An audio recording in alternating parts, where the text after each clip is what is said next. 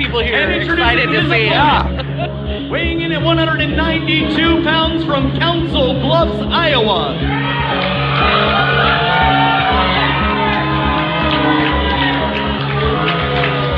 He is both the AIWF Cruiserweight Champion and the Magnum Wrestling Champion, the Wrecking Ball, Jason Strife!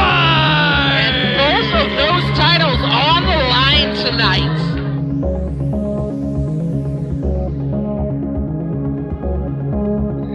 This is the premier superstar, Campbell Myers, aka Killer Cam, aka Suit, one half of the Midwest's best tag team, the Premier, and you are watching the I-70 Hot Tag Podcast.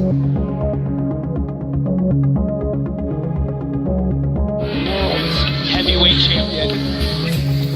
None of us would be here if it weren't for this man. I know my entire career. He's the man on your screen right now. Jason Strife. And it is an absolute honor and pleasure to get to call the biggest match of his career. He is Mr. 205 Live. He is Mr. Magnum Pro. He is the Bulletproof Tiger. He is everything he said he is. But tonight, is he the NWA World Heavyweight Champion? I cannot even begin to tell you how hard Jason Strife has been working since this match was announced.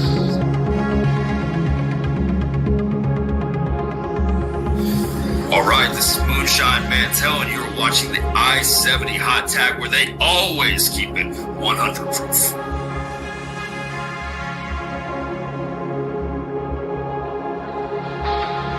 Ducking the plus duck to knee. What are we seeing here? Going for another DDT, and he reversed it. Flying knee! Oh my God, this was a 1, 2, 3, ding, ding, ding! It's still your JourneyPro Wrestling Heavyweight Champion, Jason Strife! Going on to face John C. October 23rd in Marshalltown, Iowa for that very heavyweight championship.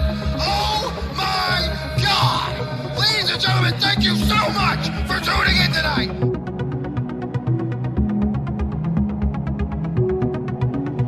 This is the Mile High Magnum, Dak Draper, and you are watching the I-70 Hot Tag Podcast.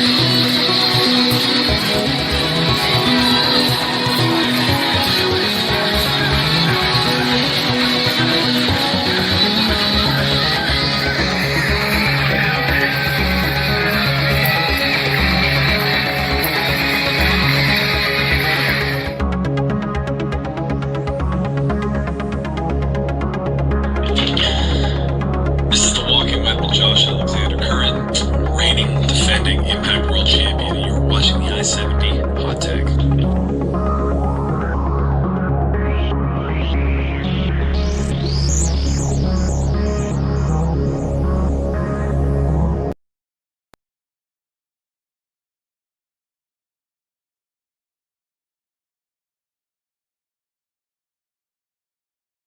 Welcome back to another edition of The Pit Stop, brought to you by the I-70 Hot Tag, where we chat and promote local independent wrestling in both Kansas and Missouri.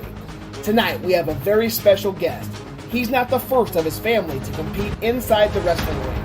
He's former military and is the current XWE United Liberty Champion.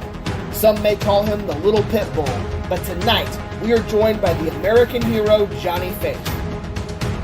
Plus, if you follow any of our social media accounts, you know that we've booked a major guest for this Thursday's I-70 Hot Tag. We've had Brock Anderson, Josh Alexander, and Matt Seidel, but ladies and gentlemen, we've got another big one. We'll reveal that tonight. When the lights go down in the city and the sun shines on the bay. Lights by Journey was the final sounds we heard while leaving Agnes for the final JourneyPro event. It was an extremely sad night, but the matches were incredible as always. We'll review that whole evening, plus much more. Don't go anywhere, because the I-70 Hot Tag is back.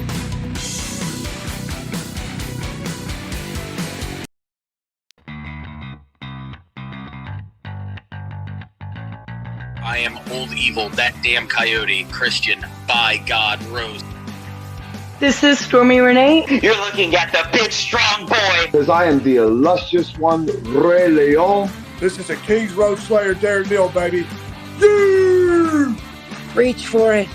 Reach for it. Reach for it. I'm Matt Seidel. This is the I-70 Hot Tag.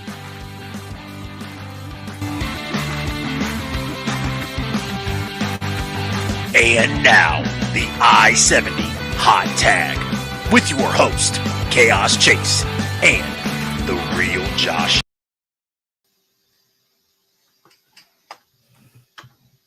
What is going on, everybody? It's your boy, Chase, aka CR Media. Did you cut out CR Media Presents the I-70 Hot Tag in the entrance video? I don't think so. You did. Fucking I did? Yeah. Anyways, I was doing it like I was and then like I went to go say it and I was like, oh, you cut it out. Well, it did just say and the real Josh. It didn't say Elliott either, so something screwy with that. Welcome, new year, new us. Just kidding. We're still the same. I am Chase, CR Media, guys. Your boy.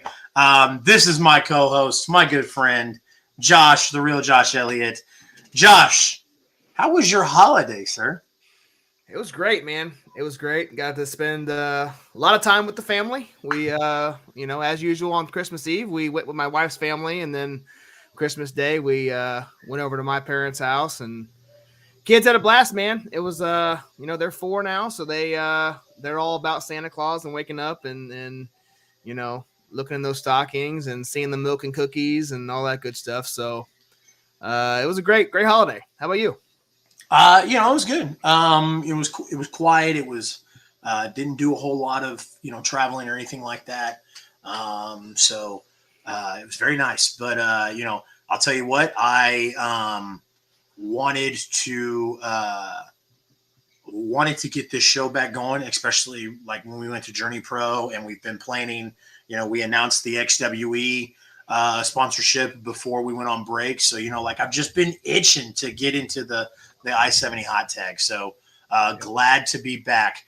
Guys, if you are currently watching right now on CR Media's Twitch, we greatly appreciate that. If you guys haven't already, make sure you hit that follow button. If you guys feel so inclined, hit the subscribe button. Got a lot of cool things coming in the year 2023 for subscribers on Twitch, and then also other as well. But you can also watch us on the I-70 Hot Tags Facebook page and the I-70 Hot Tags YouTube page. And then, of course, CR Media, if you hit exclamation point CR Media in the Twitch chat, it'll bring up my Stream Elements will bring up my link tree. Make sure you follow CR Media on all forms of social media. And then my friend Josh here has taken the load of doing the I-70 Hot Tags social medias. So, Josh, why don't you take a minute to let everybody know where they can find you on social media, sir? Absolutely. You can follow the I-70 Hot Tag on basically every social media platform. We're on Instagram, Twitter, Facebook, TikTok, YouTube. We did just surpass 400 followers on the TikTok page. Nice. So what's up, Gears of Kai? Appreciate you joining in. But we are we're well on our way to 1,000, so we can start going live and maybe go live at some of these wrestling events that we go to. So, but Yeah, any social media at the I-70 hot tag. You can also follow me at the Real Josh Elliott, same platforms. That's just football and Pepsi stuff. Except for the YouTube page. I don't think the YouTube page is at the I-70 hot tag, is it? If you just search the I-70 hot tag, it'll pop right up. So I think I did change it. It used to be my personal account, but it is now the I-70 hot tag. Fantastic. Fantastic. Sorry, I don't mean to bring up all the side shit on here. You know how it goes, man. Sometimes I'm like a dog, squirrel. So, so guys, we now we got all the social medias out of the way. We had the hot tag year-end recap. We appreciate everybody that joined in with us, watching along on that video. That was super cool. Josh was like, hey, record an audio, just kind of recapping the year. And then he's like, I got something planned. And then like he hit me up and he's like, oh, it's an hour-long video. I'm like, oh my God, dude, like an hour long, which was crazy. So it was lots of fun. And then guys, if you haven't, all the episodes from 2022, both the pit stop and the I-70 hot tag, can be found on our podcast networks. We are on Anchor, Google Podcasts, Apple Podcasts, Stitcher, and Spotify. Also going to be uploading to Amazon soon. I have something, or I was trying to get that worked out as well.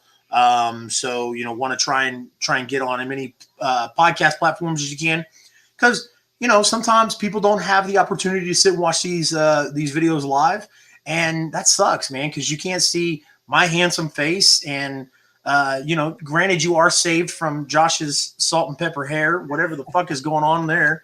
But that's all right. If you're mowing the lawn, you can definitely listen to the I-70 hot tag on your podcast, because I know people are doing a lot of lawn mowing in January. So absolutely. Gonna mow that snow off your yard.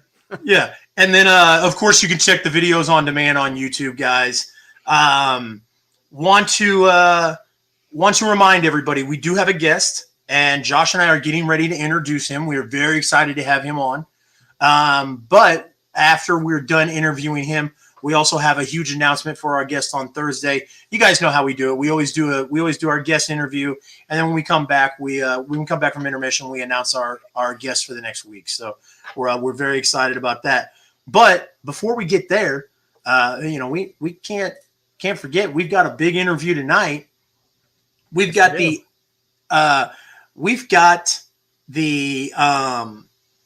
XWE United Liberty champion. I know. I was trying to think of something like really cool for the gimmick name, Right. But I was like, well, I was going to say like the Marine, but I don't know if he's a Marine, so I don't want to say Marine. So, right. A foot and mouth syndrome, guys. So it's the beginning of the year. Like I'm trying to spitball here and I'm fucking this up. So just bear with me. All right. Yeah. It's been a while. All right. It's not like I do 5-6 other shows during the week. I mean, it's like the pit stop and the I-70 hot tag is all I got, guys. So I don't get much practice out there, Before we get into that, I did want to give a special shout out. For those that watch NWA and don't know, Pollo Del Mar, who manages and is an on-air personality for NWA, gave us a Twitch raid last night of almost 20 people. So shout out to them. I'm going to get my stream elements, get them on my stream elements so we can get them in the rotation so we can give them some shout outs, because that was extremely awesome. So other than that, Josh, do you want to introduce our guest? Absolutely, ladies and gentlemen. We appreciate you joining out. We are back for the pit stop. We have a very special guest tonight. He is the current XWE United Liberty Heavyweight Champion, and we will not, unfortunately, see him this Saturday at XWE New Year's Beatdown, but we're going to promote all XWE things here. So please put your hands together for our guest tonight, the American hero, Johnny Faith.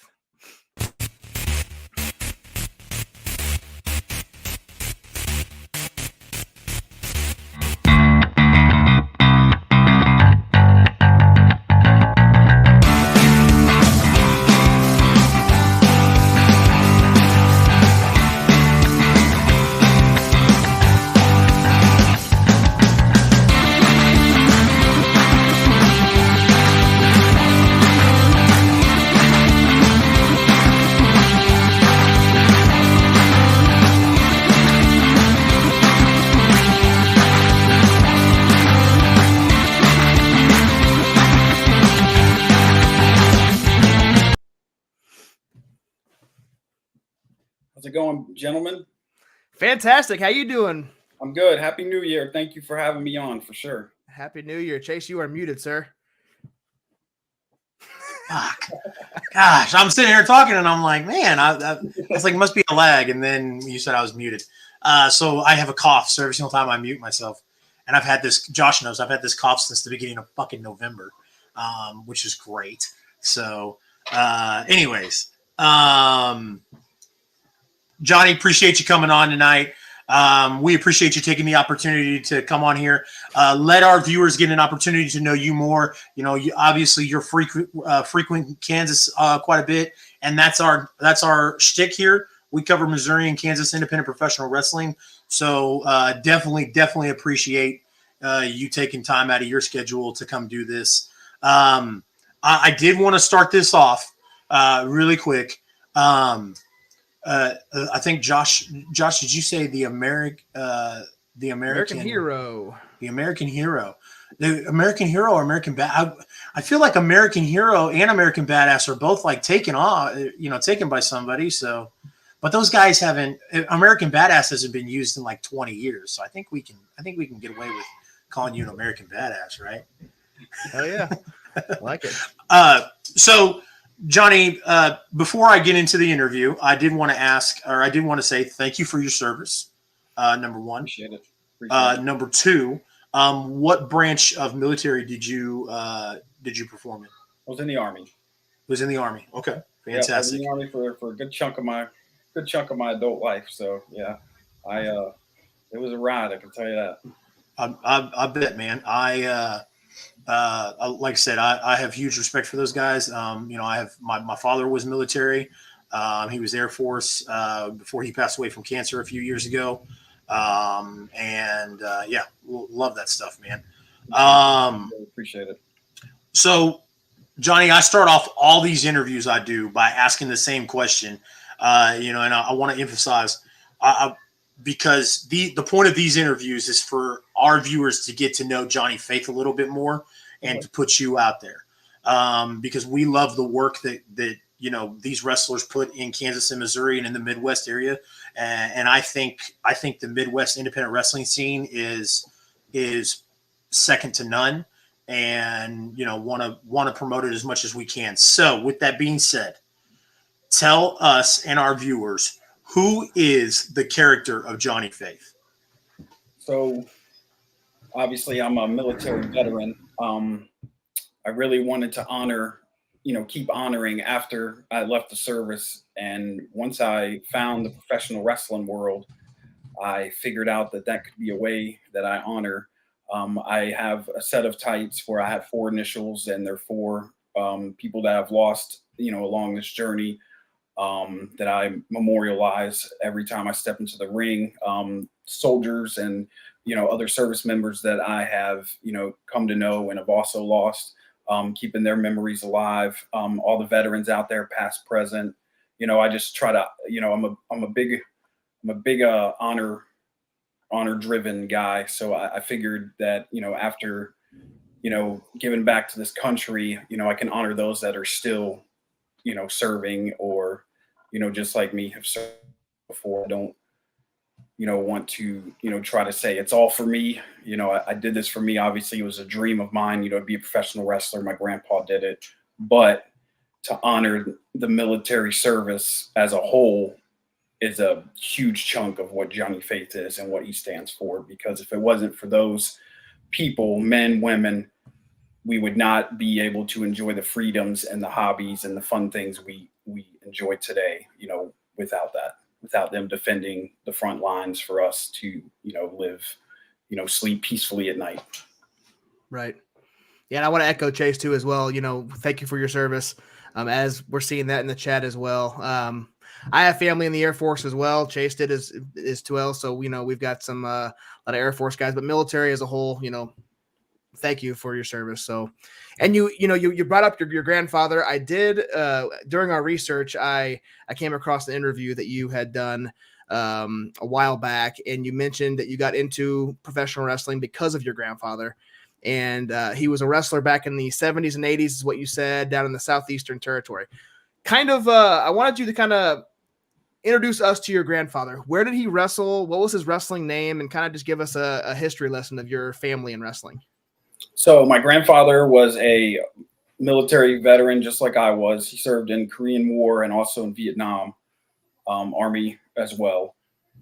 He got out of the service, and I guess, from everything that I've gathered from stories that I remember him telling me, he started training in Tennessee, in the mountains of Tennessee, once he got back from Nam, because they were like, hey, you got good stature, do you want to come learn this, professional wrestling thing, and we can make you some money, and he was all in it. So he went and trained.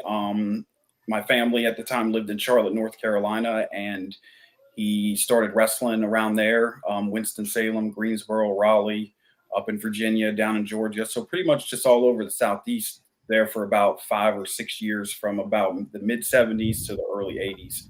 And then I think he was done about '81. He wrestled for the Crockett's a few times, wrestled for NWA. He wrestled for the IWA when they were up north and when they came down south towards the end before they went out of business. Here and there, he wrestled on a few cards in the famed Charlotte Coliseum, sold out shows with Thunderbolt Patterson headlining that one of those cards. And then pretty much after he got out, he became a security guard, at our local, at the Charlotte Coliseum, and, got into wrestling that way as well, because he got me tickets to the game or to the shows. Didn't even know he was a wrestler really until he, pulled out some of his, stuff to show me once I was about 8 or 9, and started watching, WCW Saturday Morning, because that was, the first show I ever watched as a wrestler was WCW, or as a fan, was WCW Saturday Morning when I was a kid. And that's when he was like, hey, I got something to show you, what I did, and so he shared all this stuff, and, I just, picked his brain here and there when I could, but, I was, as a kid, so I was, pretty flattered and pretty cool to see that he actually wrestled on, some of the cards with some of the people that he did. Yeah, for sure. That's awesome. That's awesome. Do you want to tell us kind of how you broke into the business, how you first broke in? So I got out of the Army in 2015, decided I retired out of Fort Riley, Kansas. Decided to stay there, wanted to go to college. So I went to Kansas State University, started doing classes there. Started realizing that really wasn't for me. So I started looking around, for other things to do. And, I found XWE Wrestling in Kansas, right there in Salina. I was coming across a Facebook like yard sale group, or, local events or something like that through Facebook out there in Manhattan, Kansas. And I found one of their show flyers. So I was like, all right, cool. So, I'm going to go to this show. So I went to the show, hadn't been to an independent wrestling show in years before the Army. So it'd been a long time.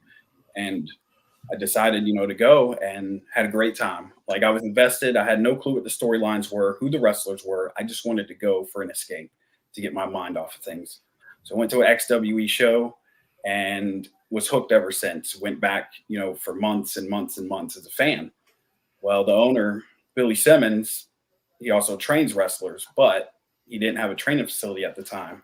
So I messaged the XWE page and was like, is there anything I can do, to help more? Because, I was invested, I was hooked. And I asked them if they needed any other help. And he messaged me and said, we're thinking about running our training facility again. Are you interested in coming to train and learn to be a professional wrestler? And I was like, of course, I am there.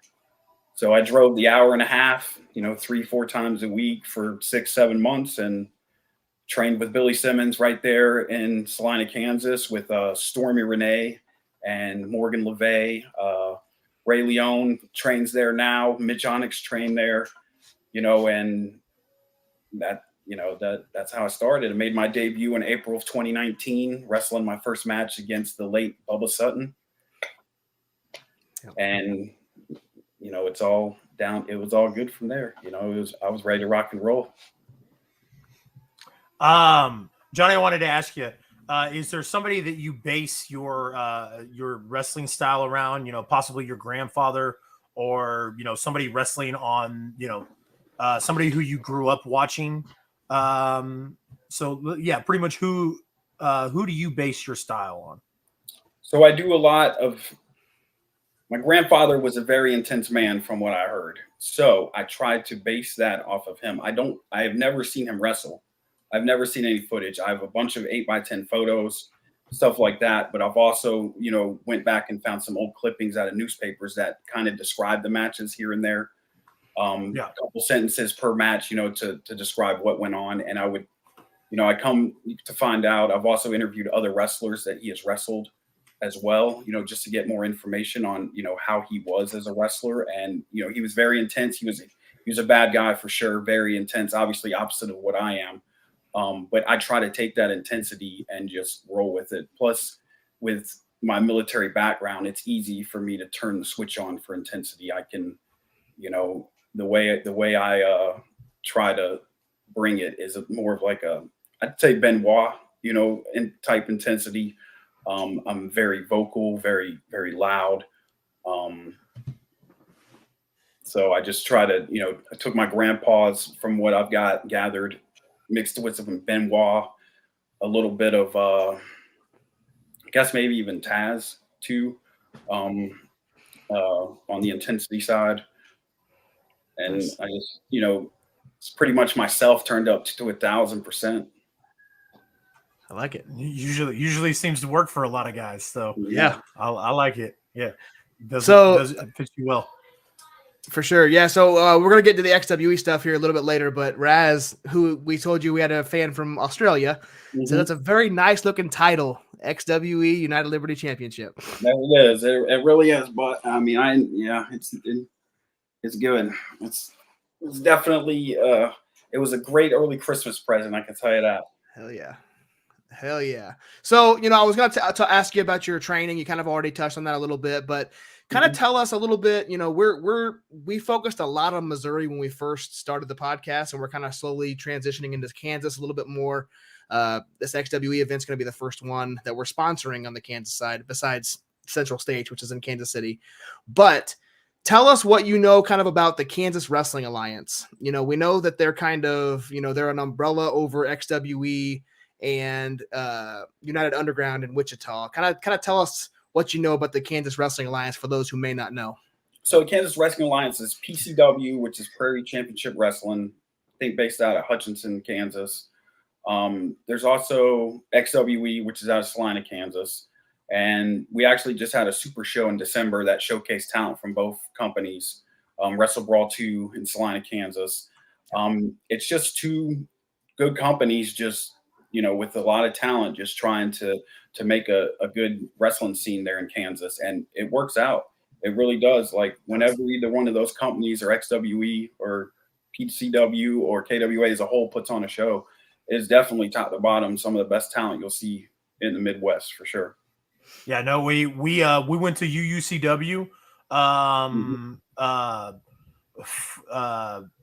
Wild for the Night. Yeah, back in November. Yep. And they had, Trey Miguel and Matt Seidel were there.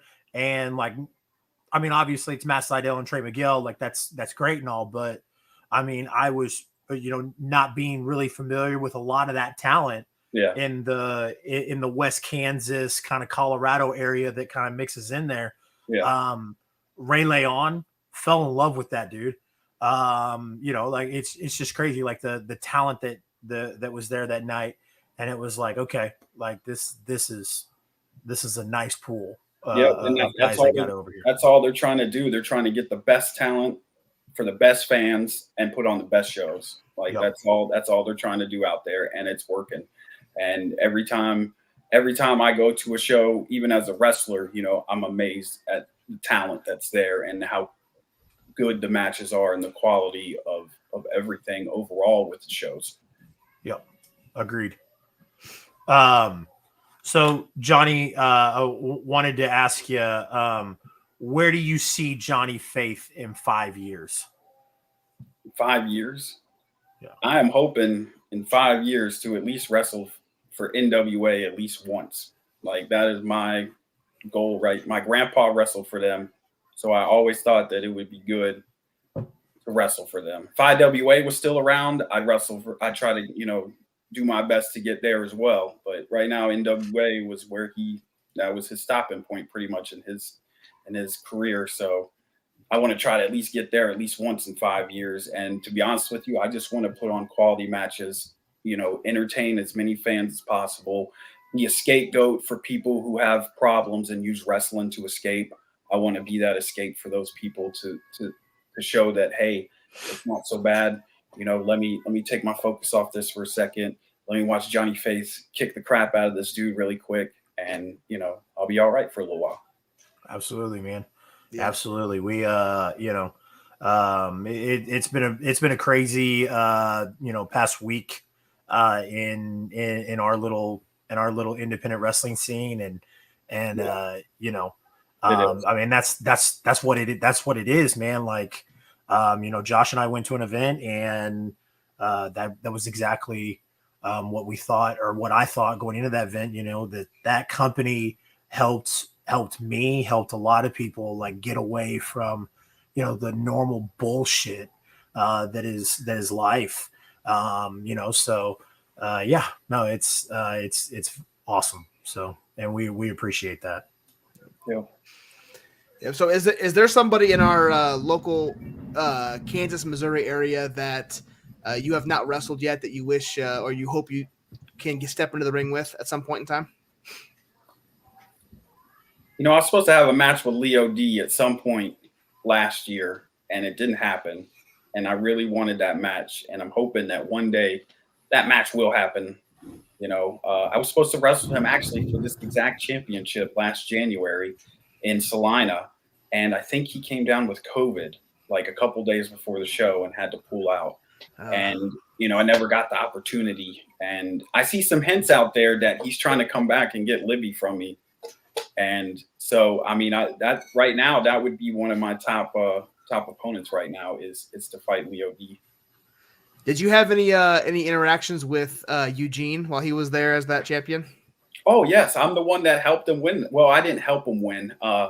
So I was the special enforcer of the match between him and Joey Gambino. And, the Snake Dick Richards wanted to get in there and get his nose wet. So I had to, give him a couple shots, and get him out of there. And, Eugene finally got the one-on-one that he deserved and walked away the champion. Yep. Nice. I like that. So last month, speaking of Joey Gambino, and Dick Richards, here's a fun little fact. And his guy, Ray Leon, was on this show and actually gave me this ammunition. I don't know if you know this or not, but that slime ball's name is Richie Richards. So that's 3 dicks in one name. Sorry, I had to. I can't help it. We're trying to get Dick on this show, and when he does, I'm gonna let him know he's got 3 dicks in one name. So. There you go. Go ahead and let him know that. Yeah, Josh, that was mine. Go ahead. No, you're good. So, as you talked about Joey Gambino, you became the XWE United Liberty champion in a boot camp match. So, first, kind of explain to us and our viewers what a boot camp match is, and then what it was like to win and hold that championship you have on your shoulder right now. So, boot camp match is pretty much Falls Count Anywhere, anything goes, street fight, hardcore, whatever you want to call it. I brought a freaking duffel bag full of goodies with me to that match. I don't know if y'all seen the footage yet, but once it comes out, you should. I had a duffel bag, green Army duffel bag full of goodies in the back that I carried out to the ring because it was boot camp. Yeah. All right. This, I've been waiting on this match since before my injury back in June, and it was finally given to me, and I went in there and went all out. Falls Count Anywhere, anything goes. Fishing poles were involved. The table was involved. Chairs were involved. Flashlights were involved. Just your typical items that you need for boot camp was used to inflict pain on each other. Nice. So what's it been like? I know it's been kind of short. I know you just won it about a month or so ago, but what's it been like to be representing XWE as a champion? It feels good. Again, I won this championship for the first time in December of last year, and was cheated out of it in April, and finally got it back. It feels good to represent XWE as an ambassador, to show the world, to show whoever what XWE wrestling is about, to get more eyes on XWE as a company, and to pretty much solidify myself as one of the best people wrestlers in the XWE locker room. So Johnny, as we're kind of winding down here, I wanted to ask you, what other ventures and bookings do you have going on up in the upcoming days? Okay, so matter of fact, I live in Georgia. Believe it or not, I live in Georgia, so I drive to Kansas every month for XWE shows. Just so y'all know. Did not know that. It's a great weekend. I can't never put that down. The way XWE has treated me has brought me up. That trip is worth every mile in it, and it's almost a 5,000 mile round trip. Yeah. And that's nuts.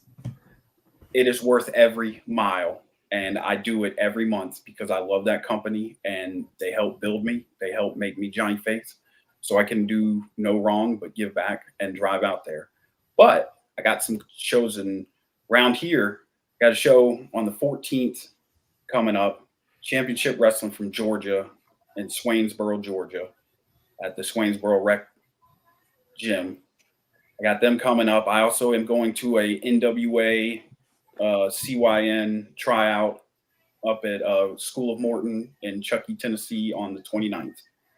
Nice. And then obviously Road to Glory right there in Salina, Kansas, XWE on the 21st of January. Fantastic. Nice. So the event where the event that you're talking about in Georgia, is there a way to watch that online? I do not believe so. But I always have my matches filmed and have them put on my YouTube. Fantastic. I actually am in the process. I was trying to get some stuff done. I have about 6 matches I need to upload to my YouTube that I have not yet. I try to get my matches recorded as much as possible, not only for my sake, so I can go back and look at it and see what's up, but to put on YouTube for my fans and stuff like that. Absolutely. So, if there's nowhere to watch it, I always try to put it on my YouTube page for sure. Yeah, man. Like I said, the whole point of this show is to give fans an opportunity to learn more about you.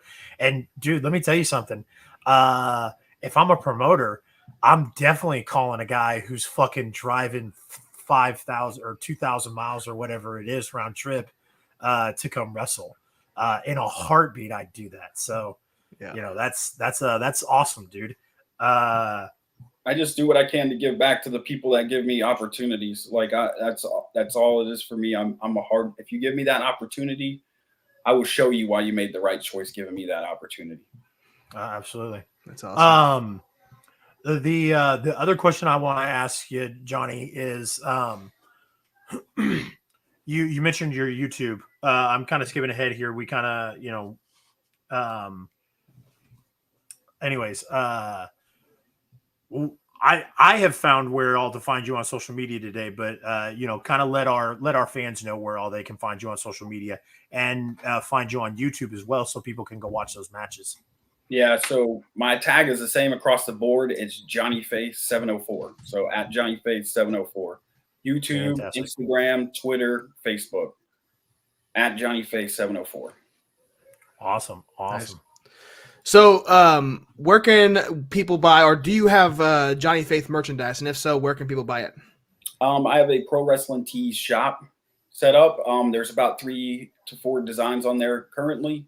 Also, at any show I'm at, I always have my merch with me. I have bracelets, dog tags, T-shirts, 8x10s, keychains. I got some baseball cards. I got some baseball cards made that's coming. Nice. That I'm gonna have. I also am in the process of getting a couple more Slam Buddies as well. But as far as like viewers go, Pro Wrestling Tees / Johnny Faith is where you can grab a shirt if you want it. Nice. So, you mentioned your shows down there in Georgia. Do you this is kind of off the cuff question here, but do you kind of keep the same Johnny Faith character in each promotion, or do you change it up a bit, or is it kind of just go with the flow kind of deal? It's always the same across the board. At least I try to make it be. It all depends on what the booker, what the promoter wants. Once they see exactly what my gimmick is and who I am, after seeing a couple of my matches or watching a promo that I do or something like that, they kind of realize. See, I had a promoter that wanted to turn me heel. He wanted to bring me brought in as a heel, as a military heel, like veteran heel. And once he saw one of my promos, he was like, "Yeah, no, I'm not doing that. Sorry, we'll stick with the baby face you got going on, because trying to make your guy a heel, I couldn't do it in one show." So, right. I've pretty much kept it baby face across the board because I guess that's the way my character looks. And I try to just be the same guy every show, everywhere I go. Nothing's different. I'm intense at XWE. I'll be intense at Championship Wrestling from Georgia. I'll be intense, at one company that I go to only once versus XWE where I go every month. So no matter where I go, I am the same across the board. Awesome. I like that. That's awesome. So, we talked about, the social media and everything, Johnny. Again, want to say thank you for taking your time to do this, for coming on, for taking your time to be flexible, with us moving around and everything. So the one thing we always ask, all of our guests, you may have seen it in the entrance video, is we're going to take Josh and I off screen. We're going to put you center screen, and then just say, "This is Johnny Faith." Kind of turn up the gimmick a little bit and just be like, "This is Johnny Faith," and you're watching the I-70 Hot Tag. Is that cool? Yep. Awesome.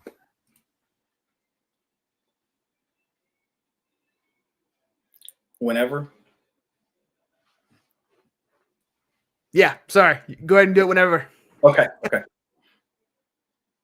This is the American hero, Johnny Faith, and you are watching the I-70 Hot Tag. Badass. I love it.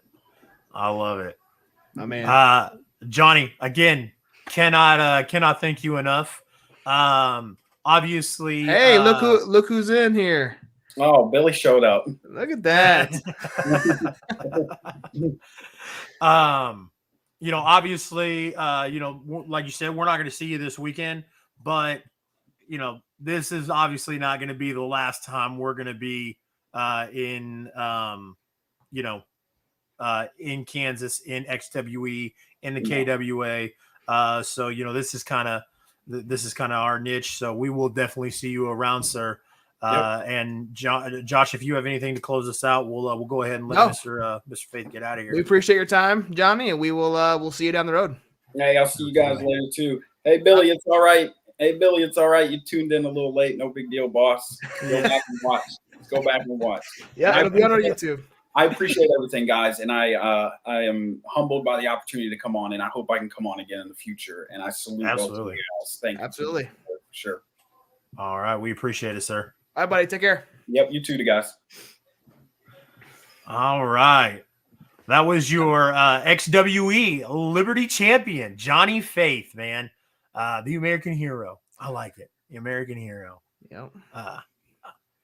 I think I like American Badass better, but I'll take both. Why not? Fuck it. Why not? So, guys, appreciate everybody tuning into the interview, everybody that hung out with us. As you guys know, we usually tend to like to get viewer questions in, but Josh and I, we've been doing this for almost a year. So we're kind of getting that veteran status at asking interview questions on the fly. We are. We're not going to need your guys' help very much longer. But that is the whole point of this show, is to get you guys involved. My man, Sonny Money He Mango. joined at the exact right time. I know you missed the Johnny Faith interview. You can go check that out on YouTube. But we are just a few short seconds away from announcing our big guest on Thursday. Absolutely. So, guys, with that being said, like I said, cannot thank Johnny Faith enough. Johnny Faith was willing to move. He was going to be our guest on Thursday. He was willing to move to tonight so we could make this guest happen on Thursday. And the reason why we wanted to make this guest happen on Thursday was because you're going to see this guest that we're going to have on Thursday night.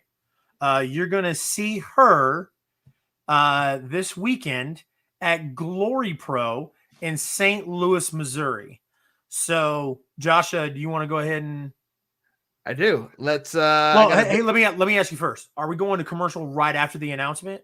No, we'll come back. We'll chat about it for a minute, and then we'll go to commercial. Cool, so cool. I got a video to play to announce it, and then we will be right back. Get your guesses in the chat because we're playing it here in 2 seconds.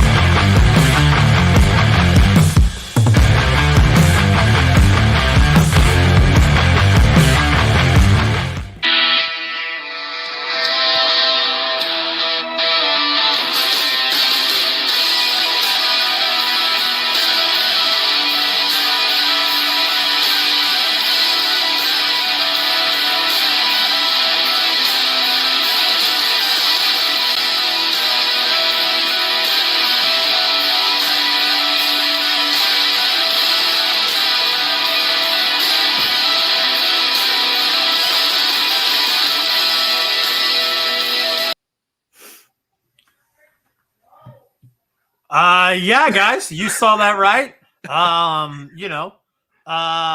Angelina Love, who is going to be at JourneyPro this weekend in St. Louis at that event. She's going to come on Thursday, and she's going to sit down and have an interview with Josh and I, and we're going to talk about, we're going to ask her some questions. So, of course, as usual, per what the I-70 hot tag is and what the I-70 hot tag does, we want you guys here so you guys can ask questions in the chat as well, and we're gonna get your questions answered. So we are very, very excited to have her on.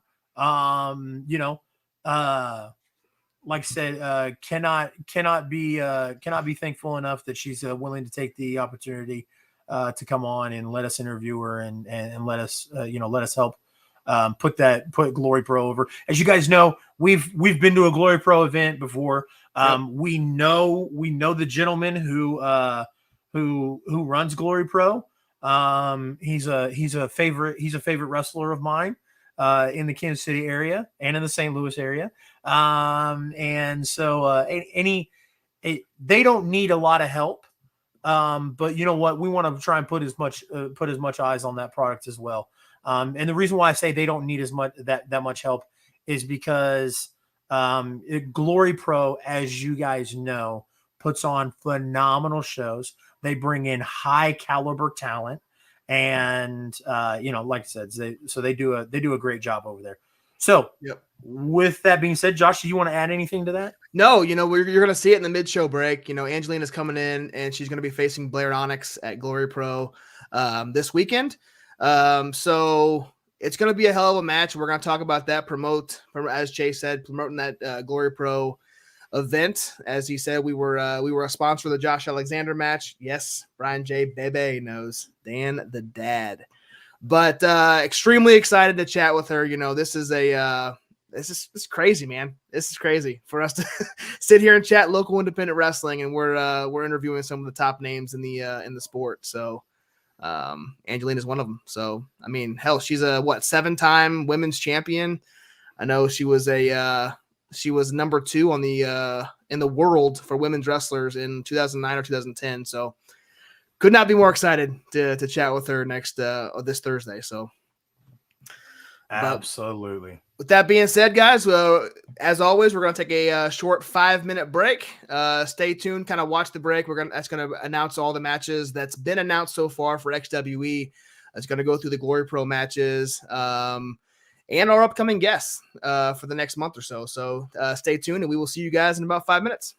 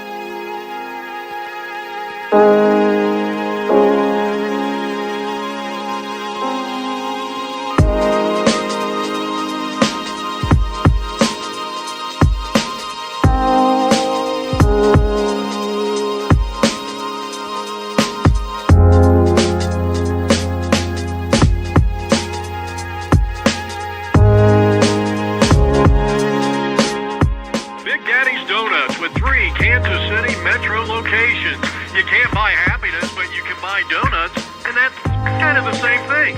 I can't wait to sink my teeth into one. Big Daddy's Eat Bowl Donuts.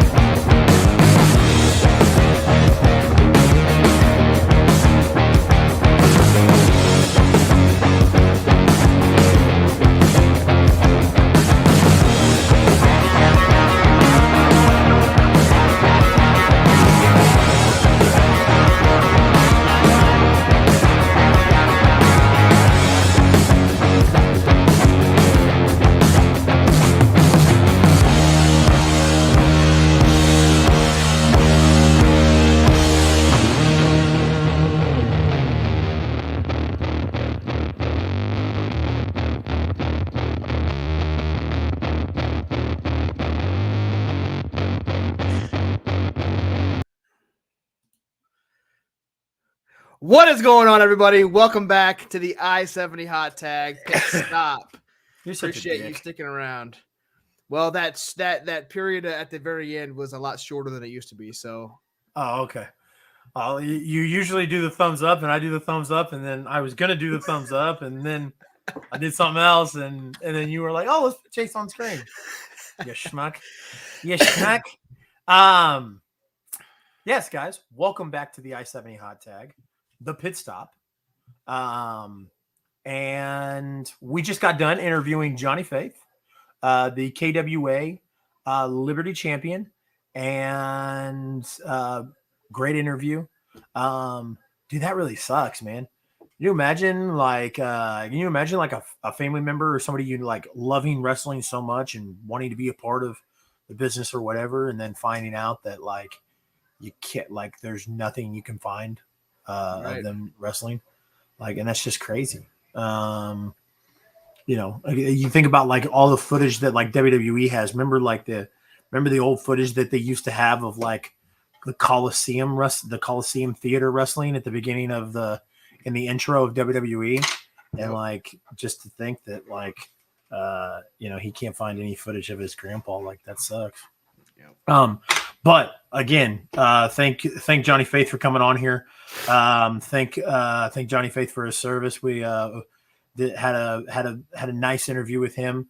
We're welcoming everybody back to the Pit Stop, and we're going to be talking some JourneyPro. But before we get into JourneyPro and some of that other stuff, want to talk about a couple things. Number one, I don't know if everybody noticed, but Josh emphasized heavy on the Jason Strife clips in this week's intro, which I didn't get a chance to tell you at the beginning. That was awesome. Super fantastic. I love the way you did that. For those that don't know, Jason finished his fight with cancer. Hold it together. Think of Stitch. Think of Stitch. All right, here we go. Think of Stitch. For those that don't know, Jason ended his fight with cancer.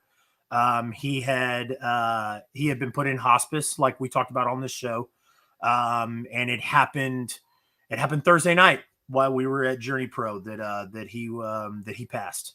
So humongous shout out to his friends, his family, everybody who he impacted in the business. You know, I almost said a friend.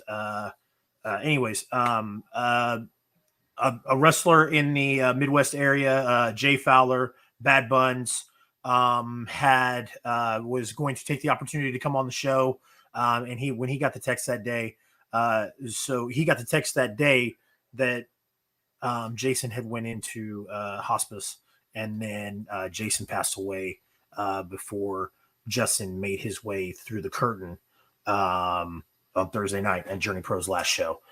So yeah, just wanted to just kind of give that final thing. It sucks, and we hope that it doesn't.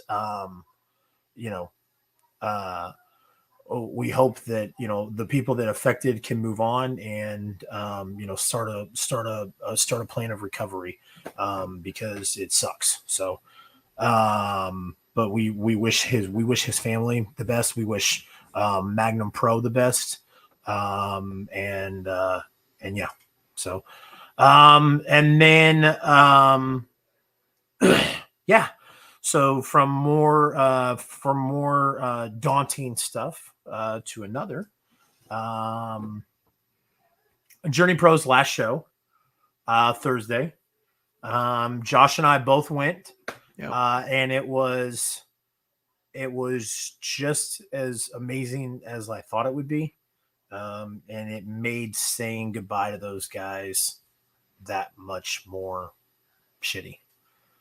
Because it was just fucking awesome. So, yeah. So we'll kind of get into it, man. Just first impressions of the show. Kind of just sitting here thinking about it, talking about it. What was your takeaways immediately from the show? So we talked about this leading up to the event, and I was very, very critical on how they went about promoting the event, or what I thought was lack thereof. They didn't announce any matches besides the main event, which they announced very early, but then they went on like a social media. They went away on social media for like a week or two and didn't post anything. And then they started posting stuff and old clips and all that stuff, but they never once announced another match. And I was very critical leading up to why are this is their last event. They, surely they want to sell out. They want to get the tickets sold.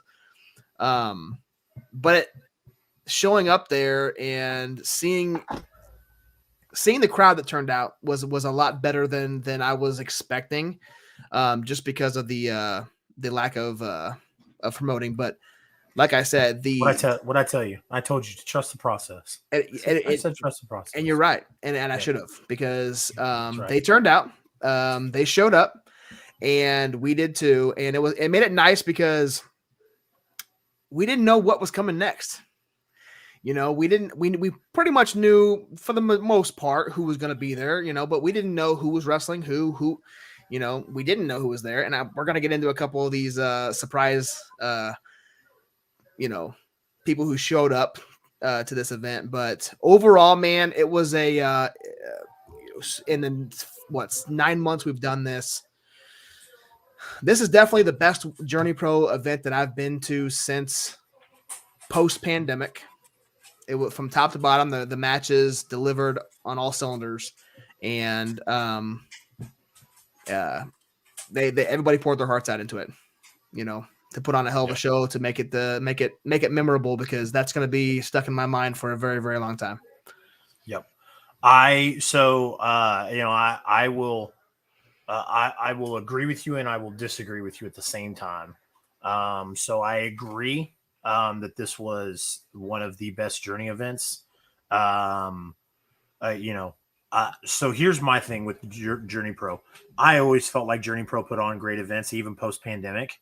It's just, unfortunately, and this probably might have a lot to do with why operations had to cease, is because unfortunately the crowds aren't coming out as much as they used to post pandemic, and we've seen that with some things, obviously for whatever goof, I guess outdoor, with the Chiefs, it's the Chiefs, we're comparing I don't want to do that, but you know what I'm saying though. Right. Like for stuff like that, you just don't see the crowd in troves like it used to be. And, and it sucks. And it was extremely bittersweet for me. I was so happy that they got to go out that way instead of just not doing an event, just instead of saying after Wild Thing, like, yeah, we're done. I absolutely positively loved that they got an opportunity to go out on their terms and how they wanted to do it. But at the same time, like I said, it sucked, man, because, when JourneyPro started, I was getting heavily back into professional wrestling in 2017 because my mental psyche was just fucked, really fucked. And I was drinking heavily, and NWL shut down. So I mean that there wasn't a lot of local, or in the local scene. And then Ben starts up JourneyPro, and we're gonna get into that, dude, because fuck, dude, like the beginning. I mean. I'm right there, and then Ben's just telling the story of it. Ben gets in the ring and starts telling his story, and fuck, I almost started crying right then and there. So Ben, who's from South Cali, is not from the Midwest, and that's very, very, very apparent now, because Ben just has that. He has that Cali charisma about him. So, to find out that he was from South Cali and how different, I don't like dwindling in this stuff, but it's, we've done interviews with guys, and I've mentioned here in the Midwest, it's a different world socially and politically, because for whatever stupid reason people want to mix their politics and social together, than what it is on the East Coast and the West Coast. So, and it's exactly what Ben said it was. It was a place where people that were different, that had baggage, that had whatever, could come and JourneyPro is for everybody, and and they fucking always put on great events, great shows. Yep. And it brought my love for professional wrestling back for a short period of time, and then I kind of dwindled out a little bit at the end of in the middle of 2019 when all that stuff with my dad happened. So and then 2020, the pandemic, and then 2021, we find, or 2020, we're kind of getting back to normal, kind of getting, into things in 2021. And then, start getting excited because we start doing this show, we're getting into JourneyPro, and then, and then that happens. So, I mean, like I said, it was a bittersweet moment. And yeah, but I loved it because I felt like for what they had and for what they could do, they gave a very great send off. Yep. And they gave a lot of great, except for one thing. There was obviously one thing, and we're going to get into that real quick here. But yeah, man.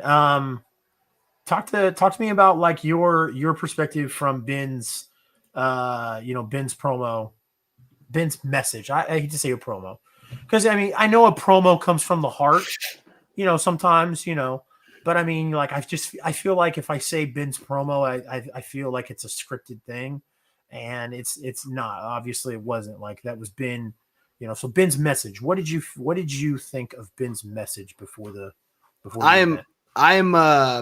I'm extremely happy that he was able to get in there and get in front of the crowd again, in a JourneyPro ring. We've seen him elsewhere, but him being in front of the JourneyPro crowd, a place that he and Walter, as he said in the promo, on top of the Up Down arcade,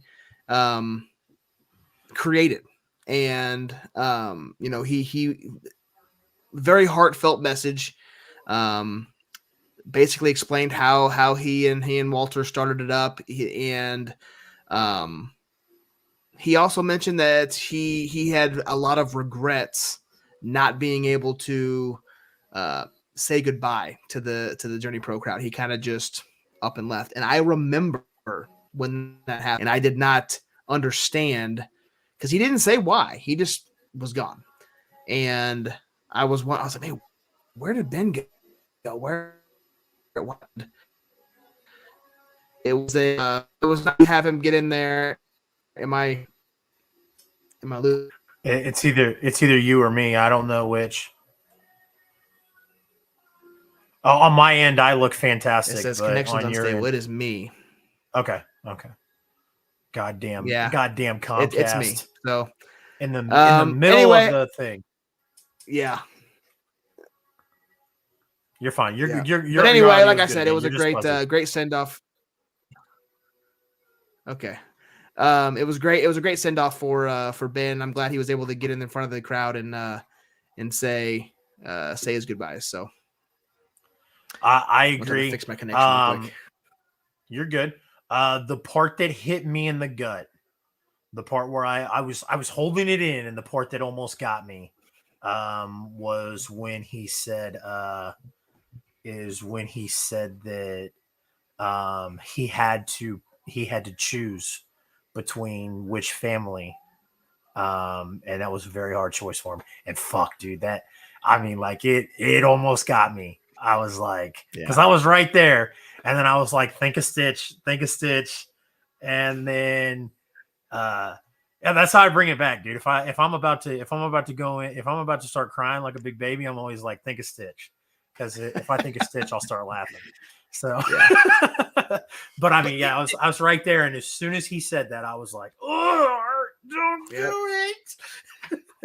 Yeah, and it was, man. Like he said he chose right. He picked his family, and, obviously, and obviously, but he it was a very obviously sad night throughout, but sad start to the show. But again, it was great to see him back, and he was enjoying himself, man. He was around the ring the whole night. He was talking, clapping, getting into it, banging on the ring, and so it was good to see him back for this last show. So yes, we started the night off with the guys' snacks. Tasty Mix Scramble. Yes. So we got, of course, Heidi Howitzer, who has, she hasn't been in every guys' snacks Tasty Mix match, but I think it's safe to say that Heidi's a staple for that match. Yeah. At Wild Thing, she fought Billy Starks, so she wasn't in the guys mix. So that's why but I feel like most of the time, Heidi is usually a pin in for that match. So Heidi Howitzer, and then we got Scott Tyler, which was very exciting. Yep. Scott Tyler, who is slowly becoming one of my favorite guys here in Kansas City. Absolutely. I love that kid's grit. I love his heart. And then Austin Riddick, and Rex Amadeus, who came out with a completely different look. He did, and I liked it. Yeah. He darkened his hair a little bit, even darkened his skin. Got a little bit of that spray tan going on. I don't know if you've been seeing it or not, but my man's been hitting the gym. So I gave him a lot of shit when I was leaving, because I don't remember what he said, but he was like, you better talk about my match or something like that. And I was like, hey, listen, I was like, why don't you go steal somebody else's logo? Hey, better yet, not only we're going to talk about his match, let's have a debate here. Whose stash was better, Austin Reddick or Rex Amadeus? Who had the better stash? I'll tell you what, I'm going to go with Rex, because Austin's is full, whereas Rex kind of gets a little wild out here with the handlebars. So I dig it, man. I wouldn't tell Austin that to his face. No, but no. Look at that. We got and Gears of Kai. I will tell you, Austin's mustache reminds me a lot of Jamie Holly's, a lot of Jameson Holly's, but just like Jameson Holly's is really full, but then still kind of curves out here. Yep. Whereas, Austin's is just full, like it's just solid. But I like the little extracurricular activity going on right here. You can do the old mustache mountain salute. Yeah. So I'm a big mustache mountain fan. So any twisting of the handlebars, I like it. But yes, I agree. And then of course Heidi Howitzer was able to win that. Yep. I was really hoping we would get another Guys Snacks, disaster, a mess. One of my favorite spots of the year, the whole year, not just in JourneyPro, but in every event, is watching Anaya kick that bag of Guys Snacks at All Good. Was that All Good Things Flow Through the City? Yeah, that was the 2-night event. The crowning of the title. Yeah. They came out and I was punted the bag. Yeah, it was great, and it went everywhere. And I feel sorry for the guys that had to clean that shit up. So, the next match, we got the perm wearing, Nickelback rocking, Bush Light drinking, air guitar playing, Sam Beal, who came out and couldn't keep his mouth shut. And then he showed me a damn high five. God damn it. I was rocking that Nickelback with him, and right as I went up, boom, pulled it out of the way. He got you. Sam was cutting a very Sam Beal-esque promo, and then we heard the music hit, and there was nobody else it could be. No. But the returning Dallas Cade, the hair metal heartthrob, Dallas Cade, beeline to the ring and just started unwailing on Sam. It was a very good match. I don't know. I'm not sure if Dallas had wrestled since JourneyPro. I don't know what he was doing in Colorado. I don't think he was wrestling. I could be wrong, but that may have been his first match back. Yeah, and he looked very good in the ring. Yep. And I thought he was I thought he looked very fluid, and I was very excited to see him back. Sam Beal, future hot tag guest. Yeah, Josh, did you book that? I have not yet. We are booked through January. I'll start booking in a week or two for February. So, all right, cool.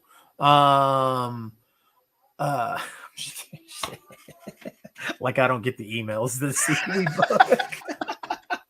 I'm sorry, but I'm such a piece of shit. You're good. We that match halfway through, man, we both looked at each other. We're like, damn, this match slaps. Like, yeah. And that was the first thing you said to me, and I was like, you're right. Like, this is if that was Dallas's first match back in 6 months, that he looked damn good. And Sam Beal's always extremely entertaining. Plays the heel character fantastic, gets the crowd to hate you and or hate him. And it was a great start to the last event. So hats off to both of them guys. I know what Chase is going to say is everything went fantastic. Everything went as we thought it should have went as far as winners, losers, except for the finish of this match, which Chase and I both were extremely shocked I-70 hot tag stickers, guys. Come get you some I-70 hot tag stickers this Saturday at XWE. We'll be selling them for, I don't know how much we're selling them for, but we're gonna be selling them. So we're also if we're going that route, guys. Yeah, we're gonna have these bad boys as well. So and a few of these bad boys, I-70 hot tag koozies. Yeah, the I-70 hot tag has merch. Yep. And we're gonna talk a lot about that after we're done breaking down JourneyPro. So don't go anywhere, guys. Listen to us sob like a bunch of bitches about JourneyPro's last event, and then stick with us because we have some exciting news to talk about. This is what I was looking for. I was looking for the Sam Beal sticker. There we go. The Bush. It's supposed to be the Bush Light logo. There we go. There you can see it now. Yeah. Which and I agree, Brian. So just we both do that. That match should have ended with a Dallas Cade victory. It did not. So Sam was the victor in that one. So anyways, the next match, we got the commission. And we got the commission of Matt Jackson, which I don't think he goes by Matt Jackson, but that's what I refer to him as. I refer to him as Matt Jackson. I don't know his gimmick name for the commission. Brian's gonna say it. Yeah, I know what it is. I do too, but I always forget. So, anyways, Matt Jackson comes out accompanying the commission, and it's a tag team match, and it is Adrian Surge, who is the lackey, the paid lackey of the commission, as they always have every single time they do an event, and Evangelistico. Pierre Abernathy. I knew it was going to come to me. That's it. Abernathy. Pierre Abernathy. Yep. Anyway. And they fought. He goes, "You're fucking 30 seconds too late, Brian J. Baby." Anyways, they took on the team of Victor Analog, which I haven't seen live in a couple of years. That was my first time seeing him live, and it was great. He's one that I really wanted to see live at some point in the very near future. So. Absolutely. But yes, he and then Victor teamed up with Micah Howlett. Not Mighty Micah Howlett. So dressed in black and gray as the Howletts would. So it was his one and only chance to come out as a Howlett. So it was cool to see. Oh wow. Anyways, so yes, and like I said, Victor Analog was very, very cool. But did he have braids?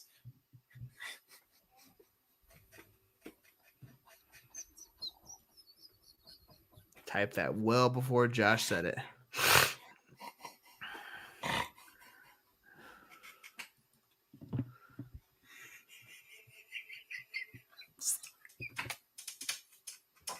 Are we talking about Howlett, Micah?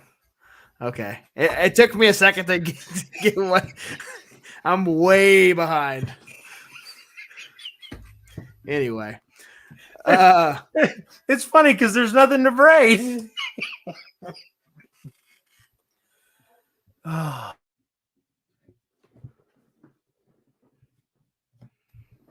boy. That was great. I love that. Derailed. He derailed. Yep. Yeah, I'm sorry, that got me. You can braid his beard. Yeah, you could have. God, that would have been funny. We should have. That's what they should have done. They should have got Caitlin to braid his beard for him. So, Caitlin, who helps the Howletts run their merch table and stuff. So, yep. That's what they should have done. They should have got Caitlin to braid his beard. But yes, very entertaining match. For those that don't know, my 10-year-old son Dimitri, who got Evangelistico's hat, wanted to make sure that he knew that Evangelistico had hit, or that he had Evangelistico's hat. He wanted to make sure Evangelistico knew. And he did everything he could. And he was clamoring for the jacket. And there was a couple of points. There was a couple of points in that match, during that event where I thought Dimitri was going to get the hat. And then I was like, no, dude, you're not getting, not getting the hat, but getting the jacket. I was like, no, you're not going to get the jacket. Like, leave it alone. Knock it off. I mean, it was like everybody. If anybody looked at Dimitri was like, give me that jacket. Right.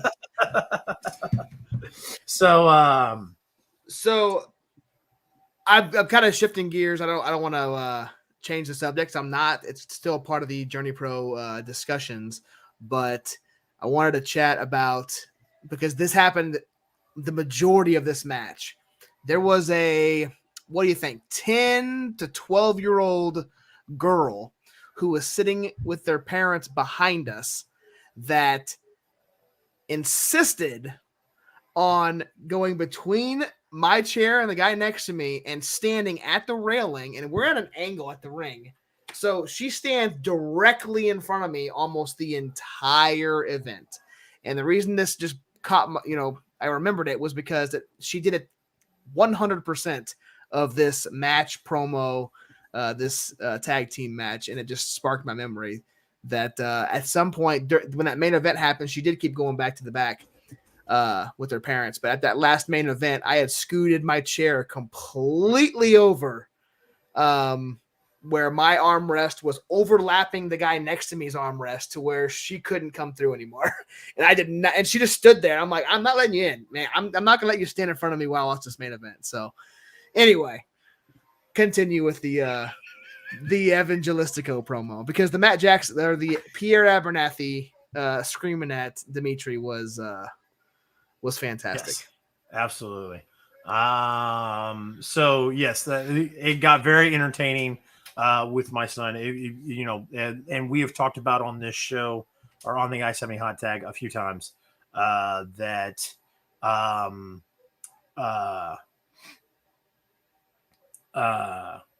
we have talked about it a few times on this show, that Dimitri can be a little bit animated. A little bit animated at the shows. So he has a blast, and he loves going. And I'll get into that. I'll get into that too. But this match, I thought it was, like I said, very entertaining. Love seeing Victor again, and everything. So yeah. What about this? Sorry. And the Micah Howlett and Victor Anaglaw got the win in this one, as they should have. So continuing with the theme of who we thought should have won, yes, except for Sam Hill. So. Absolutely. Poor Sam. Yeah, fuck them guys. I ain't going on their show. Yeah. It's so awesome because, and I don't want to get too far ahead of myself. I will say this. No, I'll save that for later. I'll save it for later. My bad. Anyways, Darian Bankston took on Luke Langley. Black Diamond Luke Langley. Yep. I'm not going to say it. But where's Sonny when you need him? Yeah, exactly. But no, so Luke Langley came out with his two friends that are a part of the Reckoning, and you mean the Bitch Brigade? The Bitch Brigade, that's right, the Bitch Brigade. Shout out to Hoodie. Shout out to Hoodie for that. Guys, if you guys haven't yet, make sure you guys take an opportunity. Come join the CR Media Discord. I want to pause the coverage here real quick because I want to just take an opportunity while we've got some people in here to talk about this. So join the CR Media Discord. We're trying to build it up. I think we're very close to 50 members. So we're going to try and make a push for 50 and then keep pushing, so on and so forth. Trying to be active in the Discord, starting out in 2023, want to start offering a lot of great things. One of the things that we're going to be doing is we are going to do watch-alongs for subscribers. So if you are a subscriber to the Twitch channel, to CR Media's Twitch, we have a watch room where you can hang out and watch monthly events. Don't want to give away too much on here without saying exactly what it is. But we are going to be watching monthly events in the Discord. But in order to access that, you'd have to be a subscriber. So check that out. If you're a subscriber of the Twitch, we greatly appreciate that. That is one of the benefits of being a subscriber to the CR Media Twitch.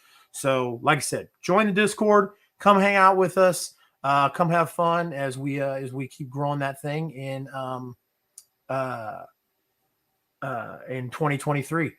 Gears of Kai says the Discord is tons of fun. Great people too. Absolutely. Honestly, Luke Langley should have brought back the Namaste gimmick for the final JourneyPro. That was super over. I'm sorry, Gears. Were you? You said you didn't make the event, so it was not. Yes. So he came out as the Black Diamond gimmick, and him and Darian Bankston were having a match. Because like I said, he came out as the Black Diamond, and he also came out with the Bitch Brigade, Jay Fowler and Jeremy Wyatt, and there was a point in this match where they had a great back and forth. As you guys know, I'm extremely high on Darian Bankston.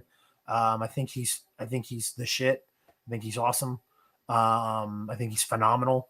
I cannot say enough great things. And I think Luke is great too. But obviously, Luke's the bad guy in this situation, so we're going to harp on Luke a little bit. But Darian came up with a quick pin, a roll up, got one over. Almost didn't look like it was supposed to go to 3, but man, I'll tell you what, my guys sell really, really well. After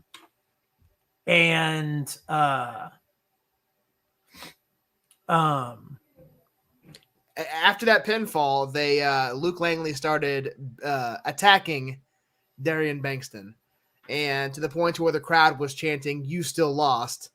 Yes. After he was celebrating, beating him up, "You still lost" chant broke out through the arena. So he was trying to get his revenge on that quick pin. Absolutely.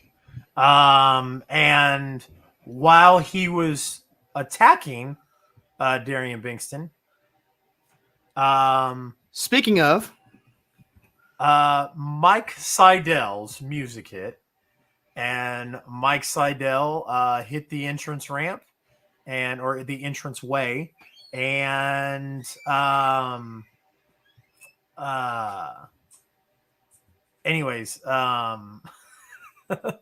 and Mike Seidel came out, hit the ring, and kicked Luke Langley's ass, and it was awesome. He got a super big pop. It was probably the biggest pop I've ever given Mike Seidel, and it was awesome. Yeah. So it was very, very awesome to see Mike Seidel come out and clear the ring. It was cool. So like I said, it was funny you mentioned that because there was a lot of people in the crowd that were chanting Namaste. Yeah. Adam. And it was very funny. And then to watch Mike come out and kick ass. So it was, like I said, it was awesome. It was a good callback. Obviously they were a team, and now they were enemies in this one, but it was cool to see him come back and kind of play homage to that gimmick, that tag team that they were, the Enlightenment is what they were called. So super cool to see that. The match itself was fantastic. It was, the quick pin was kind of an odd like it caught me off guard as far as the ending to the match, but super over on Luke Langley, super over on Darian Bankston as well. So fun fact, I did just find this out over the last week or so. Luke Langley is related to somebody I formerly worked with. So it is a very, very small world out there. And now that I see them side by side, I can definitely tell the relation. But just small world out there. I just wanted to did talk to him a little bit about that and how we have that connection now. So oh, you did mention that to him? Yeah, he was at the merch table at the end. Maybe it was at the intermission, and I walked up there and I asked him, "Hey, is this so and so?" And he goes, "Yeah." Or are you related to so and so? And he's like, "Yep." And I said, "Well, I used to work with him, so yeah." I reminded me of his name or of my name, my last name, and I said, "Yeah, she'll definitely know who I am if you bring me up," because she worked there probably 4 or 5 years roughly. So nice. Anyway, I did want to show, obviously Josh and I got a lot of pictures and stuff. I wanted to show this. Alex, the referee, is slowly becoming one of my favorite referees in the Midwest. I'm joking. He is one of my favorite referees in the Midwest. There's not very many, but obviously there's Big Dick Nick, and then there's Mr. Kennedy, and Alex is Alex is right there with those guys. And there was a funny spot. I want to just pull back the gears a little bit. We had we talked about the Sam Beal and Dallas Cade match. So Sam Beal came out with a bunch of sunglasses that he wears, and he gave them to Alex. And there was a point when Alex was on the microphone, or not Alex, when Sam was on the microphone, and Sam was comparing himself to John Cena. And I wanted to share this because it's just, how can you not share it? Here, let's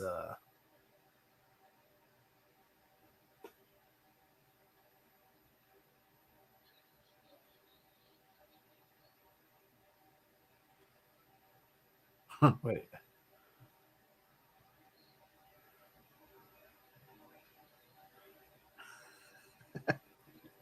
Okay, so I missed the really good part of it, so I fucked that up. But so long story short, the reason why Alex had to put his the sunglasses on, was because Sam Beal compared himself to John Cena, and Alex was like, "What?" And then he was just he shook his head and he put the glasses on.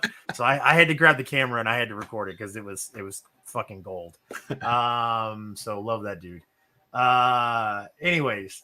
So yes, Namaste triumphed in the end, and it was Mike Seidel, Namaste, who triumphed in the end. Yep. So like I said, crowd was super hot, super behind it. They were very excited to see that spot, and rightfully so. The next match we had, or not match, but the next segment. Greg Jovi came out, and Greg Jovi had a bag of Guys Snacks Tasty Mix, and he said, "Hey, this is my peace offering." He said, "There's no cameras tonight." He was like, "This isn't live, so I don't have to worry about this getting out."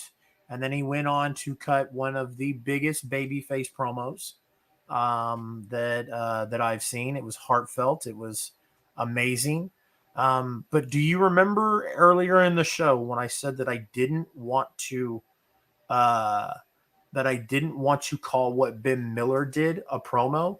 Because while yes, it is promo-esque, when wrestling fans say promo, you think of it as something written, something staged, scripted, right? So that's why I called Ben Miller's message. It wasn't a promo, it was his message. This was Greg Jovi's promo because it was scripted. At the very end, Greg Jovi,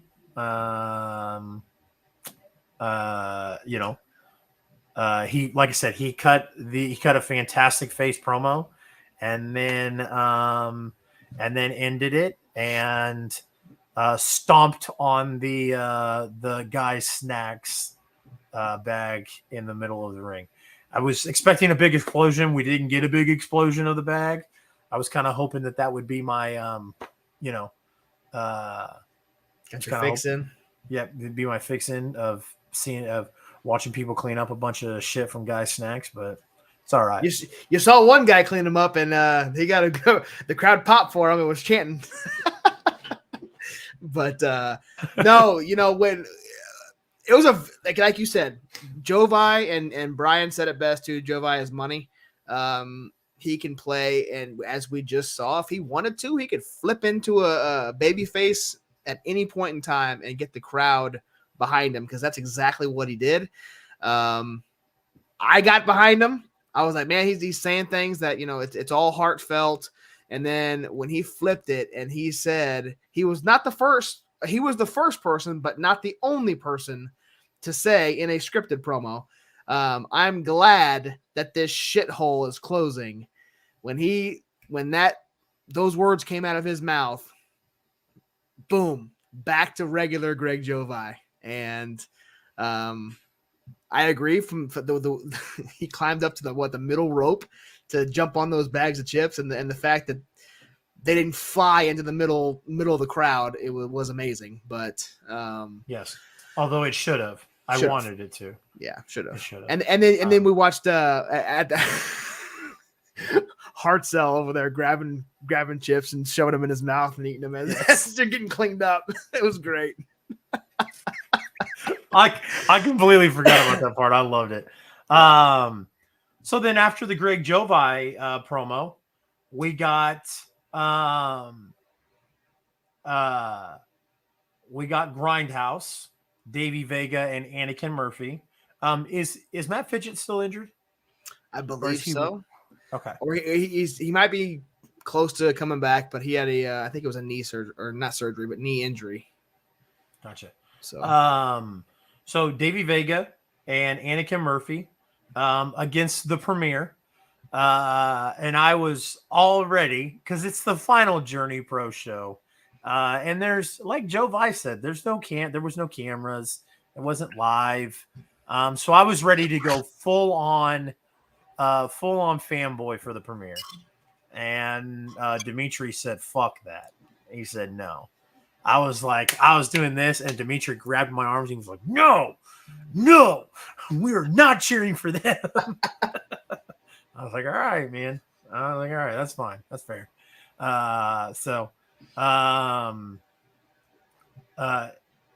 Davey Vega.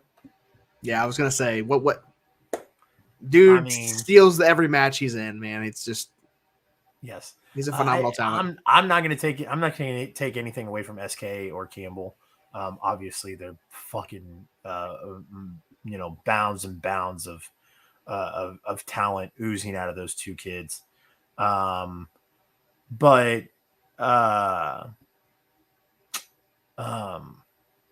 Davey Vega, not that it hasn't always been there, but if you look at like what he's done in the past year and a half, they're still kicking ass as Grindhouse, but watching him kind of do his own little singles thing, it's nuts, dude. And it's fucking good. Mm-hmm. Like I said, I may sound like a broken record at this point, and I may sound like I'm beating a dead horse. But dude, what can you say? The way he hits people, the way he's knocking people around in the ring, it's nuts. And it's so fucking good. If you love that smash mouth, that British strong style almost, that real rough and tough type, where you're going to get your fucking head knocked off, Davey Vega's your shit, dude. Yep. The styles, like I said, you look at the strong style. So you look at like Shinsuke Nakamura, FTR, stuff like that. You look at that style of wrestling where it's smash mouth, punch you in the face, and just keep going high motor. Davey Vega's one of the best around. Yep. And it's fucking nuts, dude. Yeah. So it's nuts because it made this match really, really good. And like I said, not taking anything away because I love Anakin Murphy. I love the Death Wish kid. I love what that tasted disgusting, but I love SK and Campbell. They're great. But just adding Vega into that and just watching him, it's like, dude, I'll watch Vega beat the shit out of anybody. Yep. And do it. So, I can't speak enough on this match, man. What's your Absolutely loved it. Absolutely loved it. And as you, I'm not as, vocal about my, as you are in the ring or at the events toward the premiere. I obviously chant the P boys and boo them when I can, but fantastic tag team, and they are quickly on the rise. And I think we're gonna see them going places very soon. And as you said with Vega, I'm really I don't know how to word this, but I'm glad Vega has gotten the opportunity to show what he can do without Fitchett. Because when we first started this, my instant reaction seeing Grindhouse again was, man, Matt Fitchett is the next. He's one of my favorite wrestlers, which he still is. But in my mind, I was like Fitchett and then Vega. But now it's like, I don't know. Like Vega is showing that he can hold his own, and he is not hold. Vega's carrying it. Yeah. I mean, like not carrying Grindhouse, because Grindhouse, both Fitchett and Vega bring their own special thing to it. But what I mean is like, you said like hold his own. He's not holding his own. He's fucking carrying it. Yeah. I mean, and he's doing it really, really well. He is. I mean, like you watch that St. Louis Anarchy stuff. He's one of, if not the best person in St. Louis Anarchy. And you, like I said, you put Davey Vega in a match with anybody, and I'm gonna watch it and I'm gonna pay. Like, do you hear that, Matt Jackson? Like, I'm serious. Like, if you put Davey Vega against anybody, I'm gonna pay to watch it. Yep. If you send me a video and say, "Hey, here's Davey Vega beating the shit out of a broom," pay me $10 to watch it, Chase. I'm gonna go, here, Matt. Here's $20. Like that's just all there is to it. Daniel, appreciate you joining, sir. I think, Daniel, were you part of Polo's raid last night? I think Daniel was. Yeah. But like I was saying, man, Davey Vega, I mean, think of it this way, man. In the summer, I believe it's going to be sometime in July, we're gonna see Davey Vega against Dingo at St. Louis Anarchy. So that's going to be a hell of a match. And if you are a Midwest wrestling fan, you guys need to tune into St. Louis Anarchy, because not only is JourneyPro done after tonight's event or Thursday's event, but we're talking about it tonight. Anarchy is a sister company, kind of. They kind of mingled together for these last 5 years. So we're gonna see a lot of the talent that we've seen in JourneyPro wrestling Anarchy. So and like you said, not taking anything away from Anakin, because I love Anakin's intensity. He comes out, he's excited, he's pumped, he's yelling. You keep talking. I gotta let this dumbass dog. Oh, you're good. You're good. So Anakin is is high energy. He's coming out there and he's getting the crowd pumped up behind him, and he puts it all out there as well. He chops, gets chopped, puts on a hell of a show. But Davey Vega is the man. and he's going to show over the next year, with or without Fitchett, that he is he's taken over the wrestling world here in the Midwest, and not even the Midwest. It could be spanning out further than that as well. So, all right. So Daniel is a first-time chatter. Daniel, we appreciate you joining the show. We appreciate you coming in. Daniel, if you haven't yet, if you are a fan of professional wrestling, which is the main stuff you'll see on my show, yes, we did see what happened in the NFL. Josh and I actually were watching it prior. Obviously the stuff that happens in our backyard, we try to keep it to wrestling, because we know that people are coming here to talk about wrestling, hear us talk about wrestling. But yes, if you were not watching the NFL, we'll touch on it really quick, and then we're going to get back to JourneyPro. So if you were not watching the NFL Monday Night Football tonight, there was a very, very big game tonight with that had very high implications. The Bills and the Cincinnati Bengals, and Damar Hamlin, who's a safety for the Bills, took a very nasty hit to the head. And when he stood up, he immediately fell backwards and passed out. And he right now is in critical condition, and on a breathing tube in a hospital in Cincinnati. So there's going to be reports coming back out on it tonight. That's just for our viewers, guys. If you're not watching football, a lot of crazy stuff happening. But yes, he chest, not head. Was it his chest? I thought it was. I thought he got clipped in the head. I didn't see that. I didn't see the hit. I just I did when we were doing the 5-minute countdown. I was like, when I was sharing it out to social media, I opened up my Facebook, and that was the first thing I saw, and it looked like somebody hit him in the side of the head.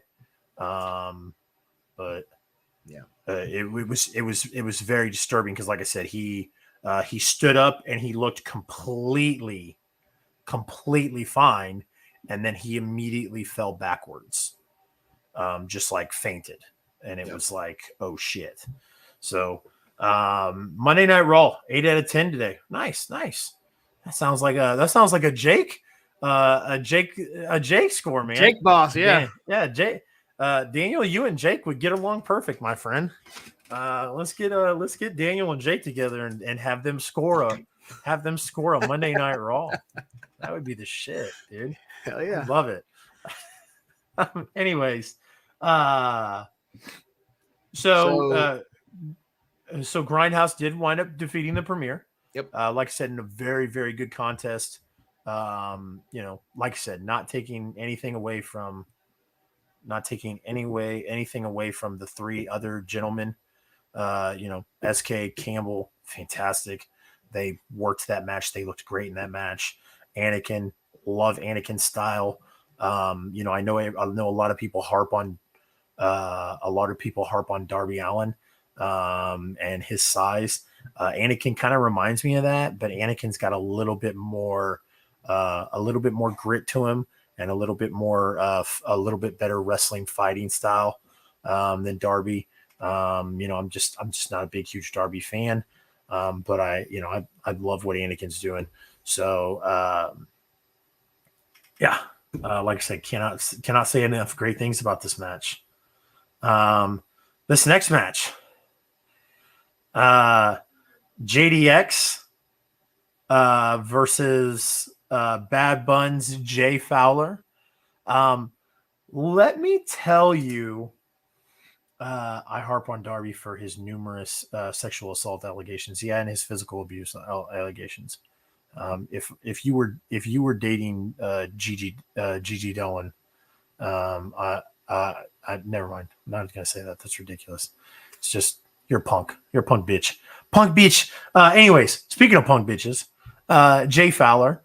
I'm just kidding. I'm just kidding. So there was a part in this match. Number one, JDX is phenomenal. Yes. He's got a great look to him. He's 100%. just got, There is a huge reason why he's walking around with that Black Excellence Championship. So Black Wrestlers Matter Championship. Yep. Absolutely. And but there's a couple things in this match that were really, really awesome and really funny.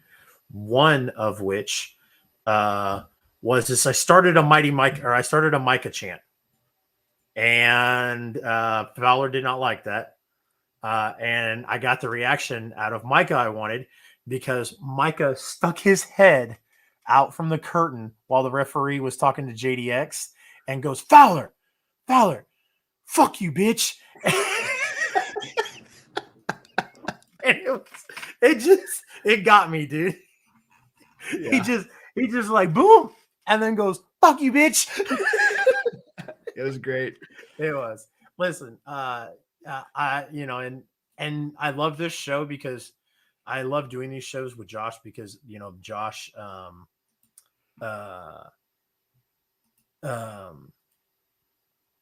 because I can talk to Josh about this stuff. It's all the more reason why Micah reminds me, and why Micah looks like and reminds me of Brody. Yes. 100%. I need Brody to tan his skin a little bit and to go completely bald. And I would love to get him and Micah in a room together, because I think that they would look exactly alike. When we went to UUCW, we told him, and he even saw it. He goes, do I know my real dad? Yeah. Yeah. We pointed at Micah and we were like, that's the dude that we always say you look like. And he was like, just like watching Michael walk by, and he was like, dude, it's weird.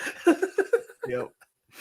But yeah, that was hilarious. And then there was also a point in the match where the crowd quieted down, and I go, hey, Fowler. And then like when he looks over, I was like, tell everybody what it's like being Jeremy White's bitch. and the whole crowd deafened with, oh. So yeah. Like I said, those two spots in that match, outside of the match, because the match itself was great, but those two spots outside the match just fucking got me really, really bad. Especially the Micah thing. The Micah thing, just when it happened, I was fucking dying. And I was like, dude, I can't believe, like, a lot of people missed it because there was some scrummage. There was something going on with JDX and the referee. And then like Fowler had kind of backed up, and kind of Fowler was just kind of secluded in the corner by himself. And then that's when you saw Micah pop his head out. So a lot of people were kind of focused on what was going on between JDX and the referee. So, like it went a little overlooked. If you could have caught that moment on camera, it would have been a hilarious ass moment to post. So, yeah. But regardless, Fowler is doing amazing work, and he knows it, man. He fucking knows it too. He does. Like, and that's what's scary. Like, I'm a big proponent of, like, if you're fucking good at something, like, tell people, like, brag about, like, talk your shit, like, brag about yourself. And Fowler's right there. Like, he knows. Cause I mean, like, you saw, I don't know if you saw, but he posted one of those pictures that Adriana posted from her photo dump from JourneyPro. And he said the best fucking snap suplex in the game. Yeah. It was like, he's not lying. Nope. I mean, it was picture perfect. And it was crazy because I went up to him after the event, when we were scrummaging around and I was saying my goodbyes to people and whatnot. I went up to him and I was like, you're not mad at me, are you? And he was like, no, of course not. He's like, I was like, all right, cool. It was just as long as you know I'm joking with you. And he goes, of course. And he was like, and as long as you know you can, or he was like, as long as you're cool with taking it back. And I was like, oh, 1,000%. So, and I told him, I was like, dude, it's here, man. Like, you're there. He was like, yeah, I know. And I was like, good. And I was like, cause he was like that because we were talking about the match with Mike Bennett again, and he was like, that was one of my best matches. And I was like, well, I don't agree with that. I think your best match is yet to come. And he was like, oh, absolutely. I was like, cool, good. Both of those guys, JDX, and then Fowler in the ring together. They both got great physiques. They both worked the ring very well. They can't argue with Fowler on the best snap suplex. That snap suplex was picture perfect. JDX moves around. He's very agile in there. So, I thought this was a damn good match. I mean, it didn't have a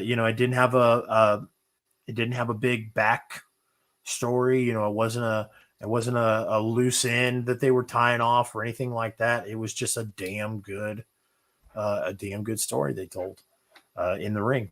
They didn't need an outside story to do that. So it was very good. Yeah. I think both those guys are well on their way to making waves in pro wrestling. As we saw the Mike Bennett match we watched a month ago when we were supposed to have Fowler on. The guy, if he can, now that the Buns of Steel gimmick was very fun. It was funny. He got it over. The crowd got behind it, but dropping that completely and going to Bad Buns and being a more serious, it gets people to take him more seriously, and you're able to see what he actually brings to the table. And it's a lot. This guy, if we have, I've told you we're going to try to get him rescheduled sometime, probably in February, March-ish. We can try to work something out, but we need to do it quick because this guy's going places, man. He's going to be top, and JDX the same way. We talked to him at was it Raytona? I think he was at Raytona. We talked about and he had a hell of a match there as well. So JDX is one that's tearing it up, and he's the current Black Wrestlers Matter champion. And funny enough, they've reached out to us about potentially working with them in the future, but they run primarily, I believe, in Chicago. So I don't know if they travel much outside of Chicago, but shout out to them guys over there. So you're muted.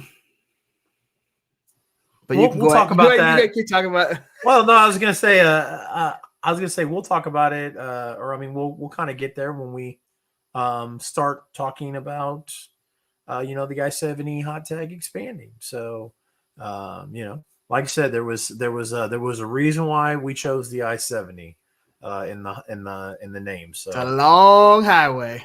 It is. There's room for growth, ladies and gentlemen. So yeah, man, I like I said, that was probably one of my favorite matches of the night. Yeah. Hands down. So the next match, the main event, the final JourneyPro finale.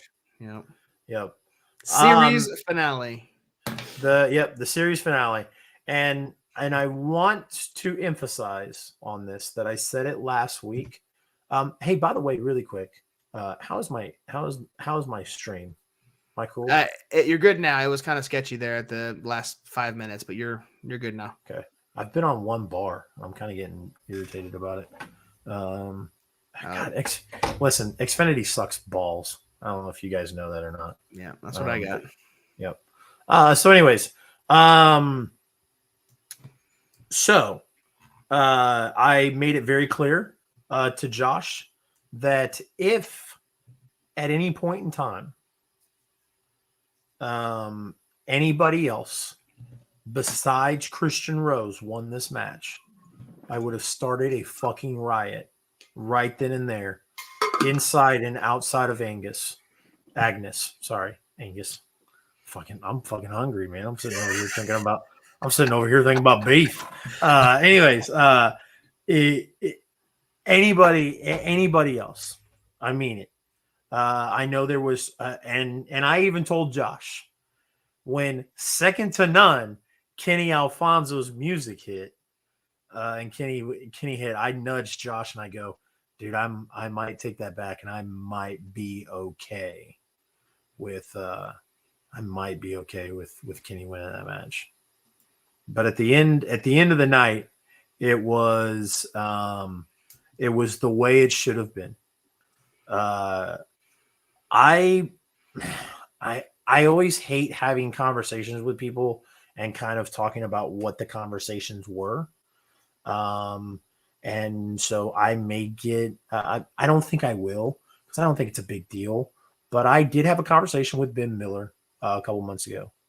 And Ben had mentioned to me that he wanted Christian to be the guy. And 3 years in, when JourneyPro finally unveils their own championship, which is beautiful, by the way, Christian Rose is the guy. And with JourneyPro closing their doors, there's no other way it should have been. It should have been Christian. So, and that's what happened. They had a fantastic match, man. It was a fatal 4-way.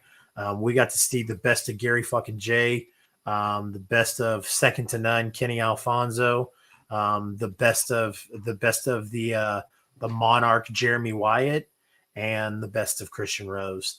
And at the end, it was the way it should have been, and that was Christian Rose coming out with the 3 count. And it was a bittersweet ending to a fantastic event. What were your thoughts on the match, dude? It gave me a old school JourneyPro feel. There's a lot of high pace energy in and out of the ring, back and forth. Gary J jumping out. You got Kenny Alfonso flipping. You got Jeremy Wyatt doing his thing. It reminded me of the good old days. Old school Thursday night wrestling at Kansas Hall, seeing all 4 of these guys go at it. These guys all 4 of them were huge staples for this company for all 6 years that they were in business. There's matches of each one of them that I can name fairly quickly that I'm a huge fan of. We talked about Christian Rose's no ropes match with Anthony Gutierrez. We talked about Jeremy Wyatt's 1 hour time limit draw with Gary J at the last JourneyPro event in 2019. Kenny Alfonso has had many, many matches. He was the first guy we talked about on this podcast saying this is the guy for Kansas City wrestling. So all 4 of those guys have had huge histories here in JourneyPro. So the old school feel was very nostalgic, and I agree with you. It could not have ended any other way, even though I love Kenny Alfonso and he's going to be a world champion at some point somewhere. I think it was one winner and one winner only. That's Christian Rose. I do want to I last minute add here to the overlays, but this was the after that final bell rang and the match was over. This was pretty much the final scene with all 4 men in the ring together. All 4 sitting at each corner, staring back. You can see Ben Miller there in the corner. He's slapping the mat, head down. You got the other owners there behind Wyatt. But this was the final scene of all 4 men sitting there after the final bell rang and the match was over. So goosebumps, man. I got them right now. Like just looking at that. It's over, man. That was it. That's JourneyPro is that's it for him, man. So yep. After the event, we all, everybody got together and, the Journey song, when the lights go out in the city, and it rang through the whole building as you know, as everybody said goodbye and whatnot. I hung around a little bit longer to say goodbye and say thank you to the four guys, or the four, Walter, no, five, Walter, Chris, DJ, Hartzell, and Ben, and wanted to thank them for everything, and hang out and talk to them for a little bit, and DJ, who has gone out of his way on multiple occasions to make sure that Dimitri had a fantastic time at JourneyPro, and the thing that always resonates with me about JourneyPro is Dimitri saying that it was his favorite promotion because it felt like a party. And I think that is the absolute 100% bottom line of what you could say about JourneyPro is that yes, it felt like a party. It just felt awesome. And Dimitri has wanted to get into a ring and run around a million times, and I think he's asked DJ the 3 times he's been around DJ. I think he's asked DJ to get into the ring probably 100 times, and it was always kind of like at wrong moments, and DJ just said, fuck it, let's go. And DJ brought Dimitri in the ring and let him run the ropes, and it was for a couple of minutes, but it was a most exciting thing Dimitri has ever done. And Dimitri has completely forgotten that there will be no more JourneyPro events, because DJ made it a point to let Dimitri know that they were going to look at doing some youth classes at their school. And he called Dimitri a future world champ, and so you can imagine Dimitri hasn't shut up about it since we came home. So it was very awesome. It was very cool for those guys to and everybody has. I mean, it's not just JourneyPro. Everybody has, but it's the coolest part about doing this and doing kind of hanging out and doing something we love like this is that the guys, you build a relationship with those guys, and it sucks like just as much, if not more, than it would be just being a fan. Because all the fans that didn't get an opportunity to know DJ, to see DJ being, hyped and doing all the things that DJ does at the events. For all the people that didn't get an opportunity to talk to Chris or get to know Chris and see Chris running around, working his ass off to make sure that those JourneyPro events went, and stuff like that. Walter, and to, for the fans that didn't get to know that Ben Miller was his thought process into creating something like JourneyPro that we talked about. Like, it's been awesome to know that we've gotten an opportunity to do that, not just sit in a seat. That I'm cool with. I'm totally cool with sitting in a seat and being a fan. But doing this has gained us an opportunity to appreciate those guys and appreciate what they do a lot more. With this JourneyPro breakdown took a little bit longer than what I wanted or what I expected it to, but rightfully so, man. There's no more video library. It's gone. There's no it's done. So the only remnants of JourneyPro we have left is, and I wanted to take a time to talk about this, and we'll move on because I know we got a couple other things on the docket. Unless that was your wife telling you to come to bed. No, that was someone saying, "Where can I find your podcast?" Oh, was it really? Yeah, I'm gonna shoot a message right now. Continue. Go ahead. Anyway, that's badass.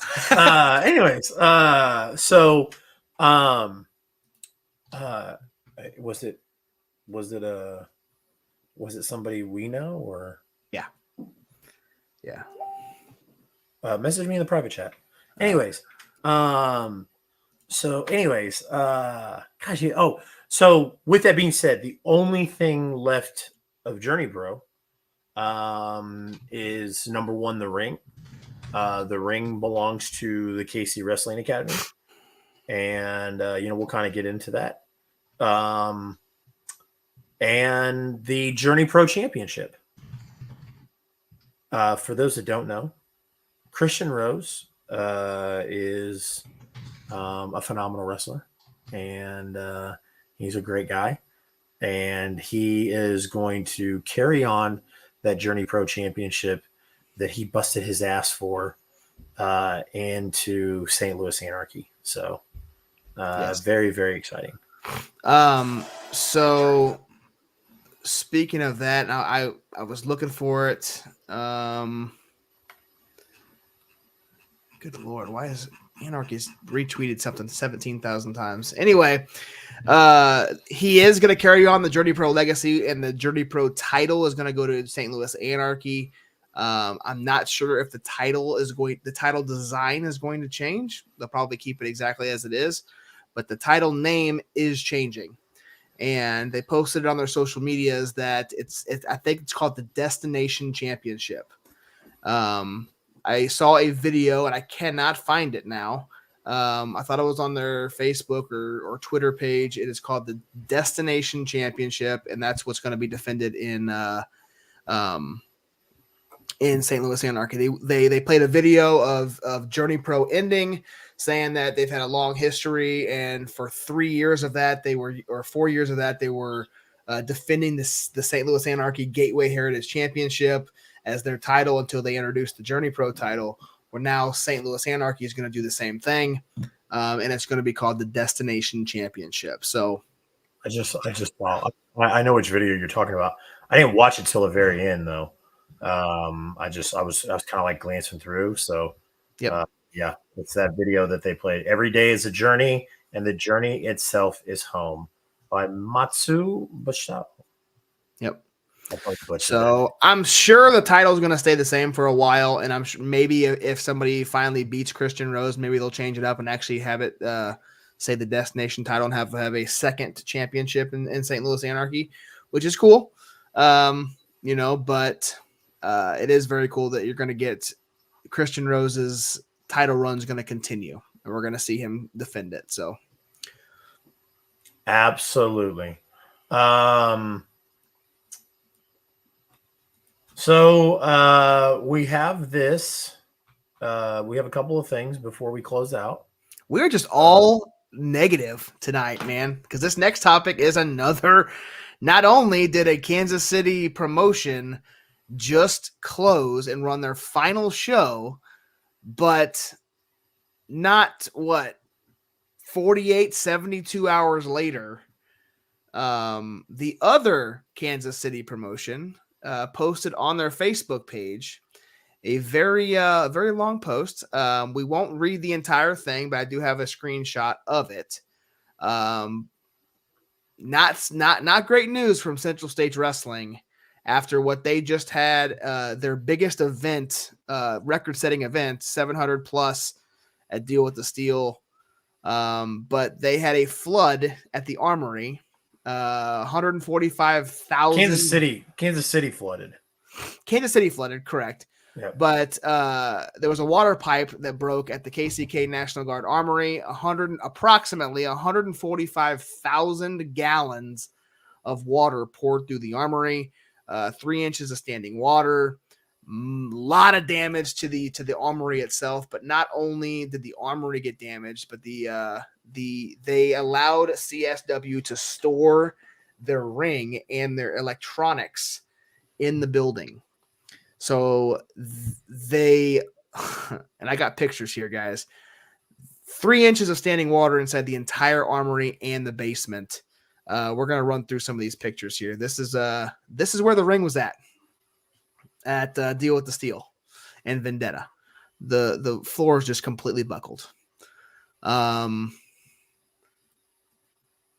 There's a close up of the buckle there. That's it. They're saying it's going to take close to a year. The armory is going to be closed for a year before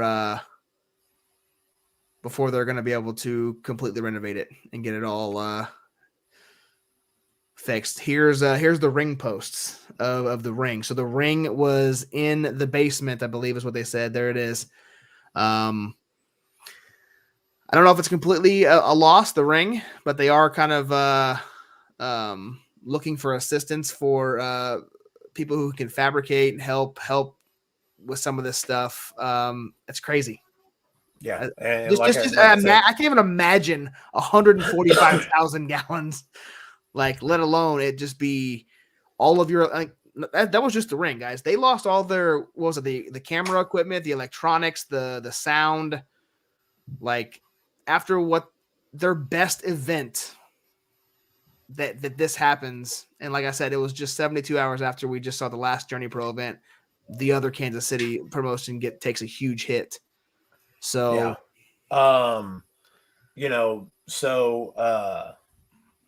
the positive there is I don't know. I don't know who runs the KC Wrestling Academy social media. If it's Hoodie, if it's Moonshine, who it is, but they posted a comment in there that said that they would be more than happy to donate the ring to CSW, and I have no problem reaching out to CSW, and obviously we love CSW. They've done phenomenal stuff for Kansas City. They've done great stuff for us. They've been very nice to the I-70 hot tag, and our sponsorships with them, and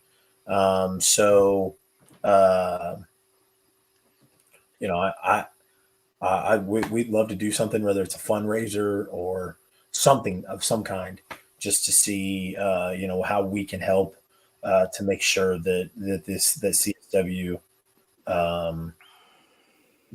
that CSW doesn't take a humongous hit from this. So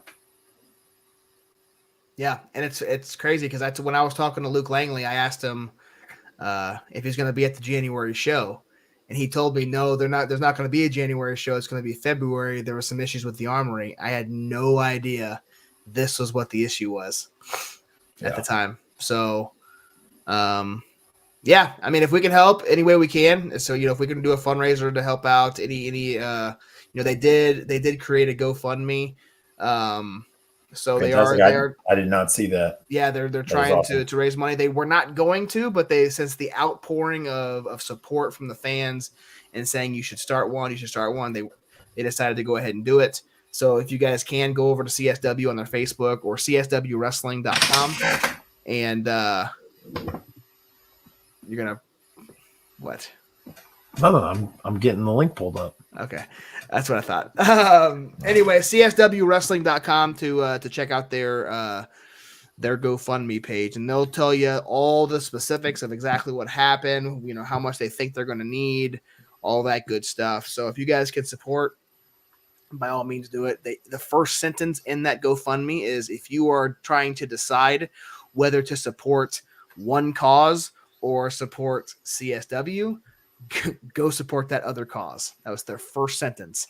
So if you can, and you're willing and you want to help Kansas City Wrestling, go check that out and go.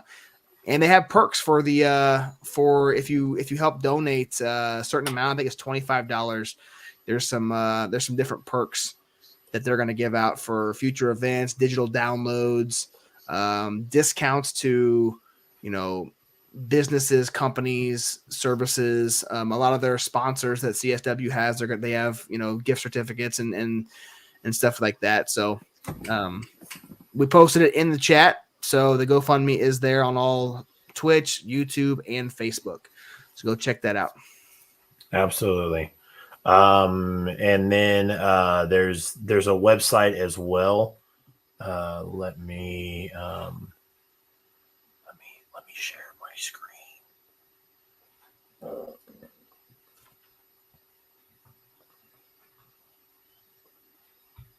Boom. There you go, guys. So visit donate.cswwrestling.com. That is where you can find more info on donating, and I'm sure whatever thing they may have as far as all that goes. Yeah, guys, make sure if you can, you can. If you can't, just try and show CSW some support in any way. Like I said, CSW. The CSW has felt like the closest thing to NWL since NWL, and I'm not going to turn this into a soapbox, but I've always felt like that it was not NWL that was special. It was the wrestlers and the people at NWL that made NWL special, and it's the same thing here. CSW is not special by any means. They are a wrestling company, but the people there, Joe McDonald, Michael Strider, Micah, the Howlets, Dak, Jeremy Wyatt, Trinity Stevenson. Trinity, Jesus fucking Christ! I can't believe I didn't even mention. I can't believe I didn't even say Trinity first. Yes. All of those people times 10 is the reason why I am all for this, and anything anything we can do to help, we will. So I don't want to spitball. I want to actually put some thought into this. So we'll Josh and I will put our big brains together, and I so fucking disagree with you, Kai. It's not even funny. If you change good to great, then I'm going to agree with you. So Trinity's a great guy. Yeah. Trinity's a great dude. I love that guy. Busts his ass every CSW event. Yes. So anyways, I just this means a lot to me and Josh, and so like I said, we will kind of talk about this amongst ourselves and figure out something we can do. Maybe I'll call Moonshine Mantel and tell him that we'll live stream him chopping me, and for every chop, for every 10, 20, 30, $40 raised or whatever, we'll find a good amount, an amount that where the ends justify the means. I ain't a whore, okay? I ain't doing this for free. But for every certain amount raised, I'll take a gigantic chop in the chest on live stream. I like it. I'd have to find out if Moonshine really drinks moonshine, because that would probably be the only way I'd do it, is to be like, hey, give me a bottle of whiskey and a shot glass so I can do this. He's also got that hair going on. So that is true. So yes, like I said, guys, cannot say enough about CSW and wanting to help them out during this crazy shit that went on. For every $200. Ooh, I like that. $200 might be a lot, though. I say $100. We could do that. Live stream it. Yeah, live stream it a bunch of places. God, dude, I don't even show my tits for my wife. I don't know if I'd be okay showing my tits to everybody on Facebook. It's weird. I don't know, man. I'm starting to rethink this, but anyways, so let's move on to Tri-States Wrestling. God, dude, did you think the show would be 2.5 hours tonight? No, 100% not. But could you imagine if we would have had if Johnny Faith was not flexible and went ahead and stayed on Thursday, we would have had Johnny Faith, Angelina Love, JourneyPro breakdown, and all the topics we're going to cover on Thursday as well. Oh, if we would have had to do a double interview on Thursday, I think I would have called an audible and been like, "Yo, hey, we're gonna do the pit stop tonight. We're gonna break down all the news, and then we'll just do the double interview on Thursday." Yeah. But no, I never would have thought 2.5 hours for sure. Yeah, fuck that. But we're about done, ladies and gentlemen. And we are very close. But as you mentioned, Tri-States, and for those of you who don't know, they run in northern Missouri. For the most part, I'm not sure where else they run other than that. Nebraska, Illinois, and Iowa.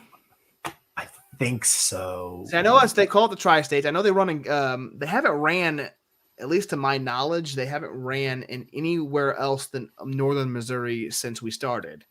I do have their social media, so that unless they haven't posted it, and we just don't know about it, but they did post their social medias that 2023 is shaping up great. Looks like multiple states, not just the Midwest. So they're going to be taking their. So there's this Facebook group I'm a part of called the Midwest Wrestling Club.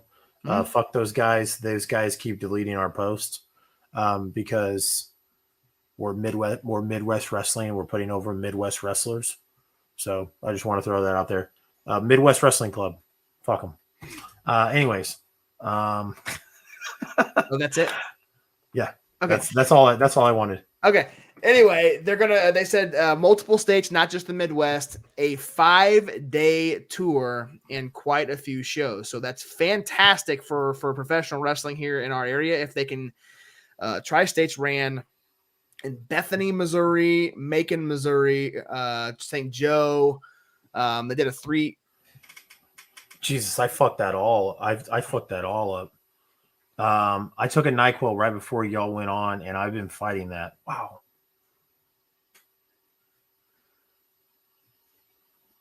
Okay. Are you all right? Yeah, you just said you fucked that all up, and then you went on reading a comment. What'd you fuck up? Oh, my bad. The Tri-States Wrestling. I said Nebraska, Illinois, Missouri, and Kansas. No, it's Missouri, Kansas, and Arkansas. Weird. You would think if they ran in Arkansas, it'd be South Missouri and South Kansas. But anyway, they're going to be doing a 5. So they're extremely proud, and rightfully so, of I think it was a 4-day tour that they did a couple of years ago where they did 4 days in a row. They did it this year with 2 in December, but they're going to do 5 in a row. And this live streams, yes. We are on overtime now, Kai. So anyway, appreciate you sticking with us. For sure, man. For sure. Yeah, go check out Tri-States Wrestling. They're going to have some good stuff in 2023, and that's one I want to get out to as well, especially if they're going to stay somewhat relatively close. St. Joe, that's hour and a half north from us. We're going to go to Leavenworth this weekend. So speaking of which, before we get out of here, I didn't show you this Christmas gift my sister made of the I-70 Hot Tag 2022. It's badass. That is so fucking badass. Dude. So that I gotta hang this probably right there, I think, or I don't know. Well, I'll put it right there when we don't have an event to sponsor. I don't know. Or put it over that fucking ugly ass Jacksonville Jaguars helmet. You know what's funny about that is we're gonna be at this event, New Year's Breakdown or New Year's Beatdown, Saturday night when the Jaguars are playing the Tennessee Titans for the division. So that's gonna be fun. I'll be watching some pro wrestling and checking on my phone to see if my Jags make the playoffs. There you go. So there you go. That's badass. I think that does it, sir. Yep. Let's talk about these 2 events this weekend. Obviously XWE New Year's Beatdown in Leavenworth, Kansas. Kuda versus Joey Gambino. And then Morgan Levy versus Kelsey Magnolia. That event is sponsored by the I-70 Hot Tag. guys, if anybody in here is in the Kansas, Missouri area, if you can make the drive out to Lawrence, Kansas, we would greatly appreciate everybody coming out, showing some support to the Kansas and Missouri independent wrestling scene, XWE, and then come over to the merch table, buy some stickers if you don't already have one that we gave away for free. That's cool. But we got some other stuff too. So, and then also stick around in the future. By next month, we will start having more merch. We're going to start selling t-shirts, and other pieces of clothing as well. So definitely stay tuned for that. Also on January 7th, Glory Pro WrestlePocalypse at Del Mar Hall. Camaro Jackson, Warhorse, Kylie Ray are all scheduled to be there. We've talked about that event as well. If you cannot make it to the Kansas City, Leavenworth area, if you're a little bit more in the central Missouri, eastern Missouri area, make sure you head out to Glory Pro. You will not regret it. They put on fantastic shows. They're tons of fun. So definitely go check those out.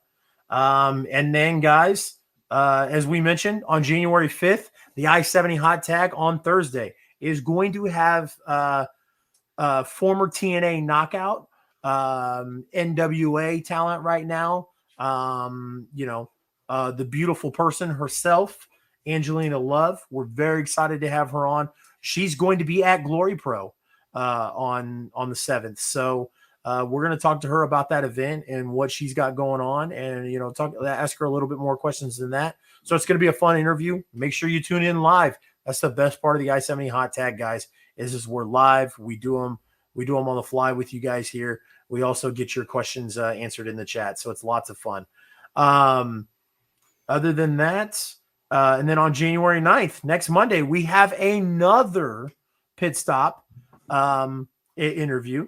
And as we transition into February, like I said, January is kind of slow ending for 2022. If you guys haven't seen CR Media, we released a new logo for CR Media. I am going to be revamping some of the stuff here, giving it a little bit fresh look to go into the new year, and keeping everything hot, fresh, all that good stuff.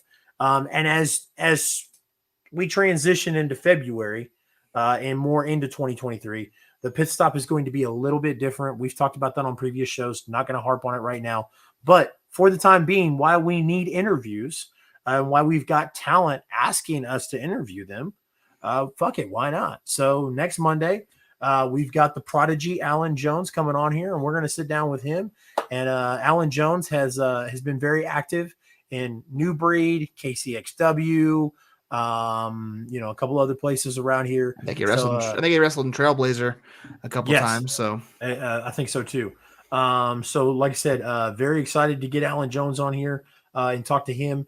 So look for that interview next week as well. Other than that, that is all I've got. Josh, appreciate each and every one of you here in the chat. Gears Akai, Hunter, everybody who stuck around, Brian J, Bebe, even Daniel in the Twitch. Appreciate you guys stopping in. This is show number 1 of 2023. And right. I can't wait for Thursday, man. Angelina Love. Episode 36 this Thursday with Angelina Love. Yes. So guys, cannot thank you enough for a fantastic 2022. We are so excited about 2023, guys. Cannot wait to share with you what all we've got going on. We will talk about it when we're not close to 3 hours.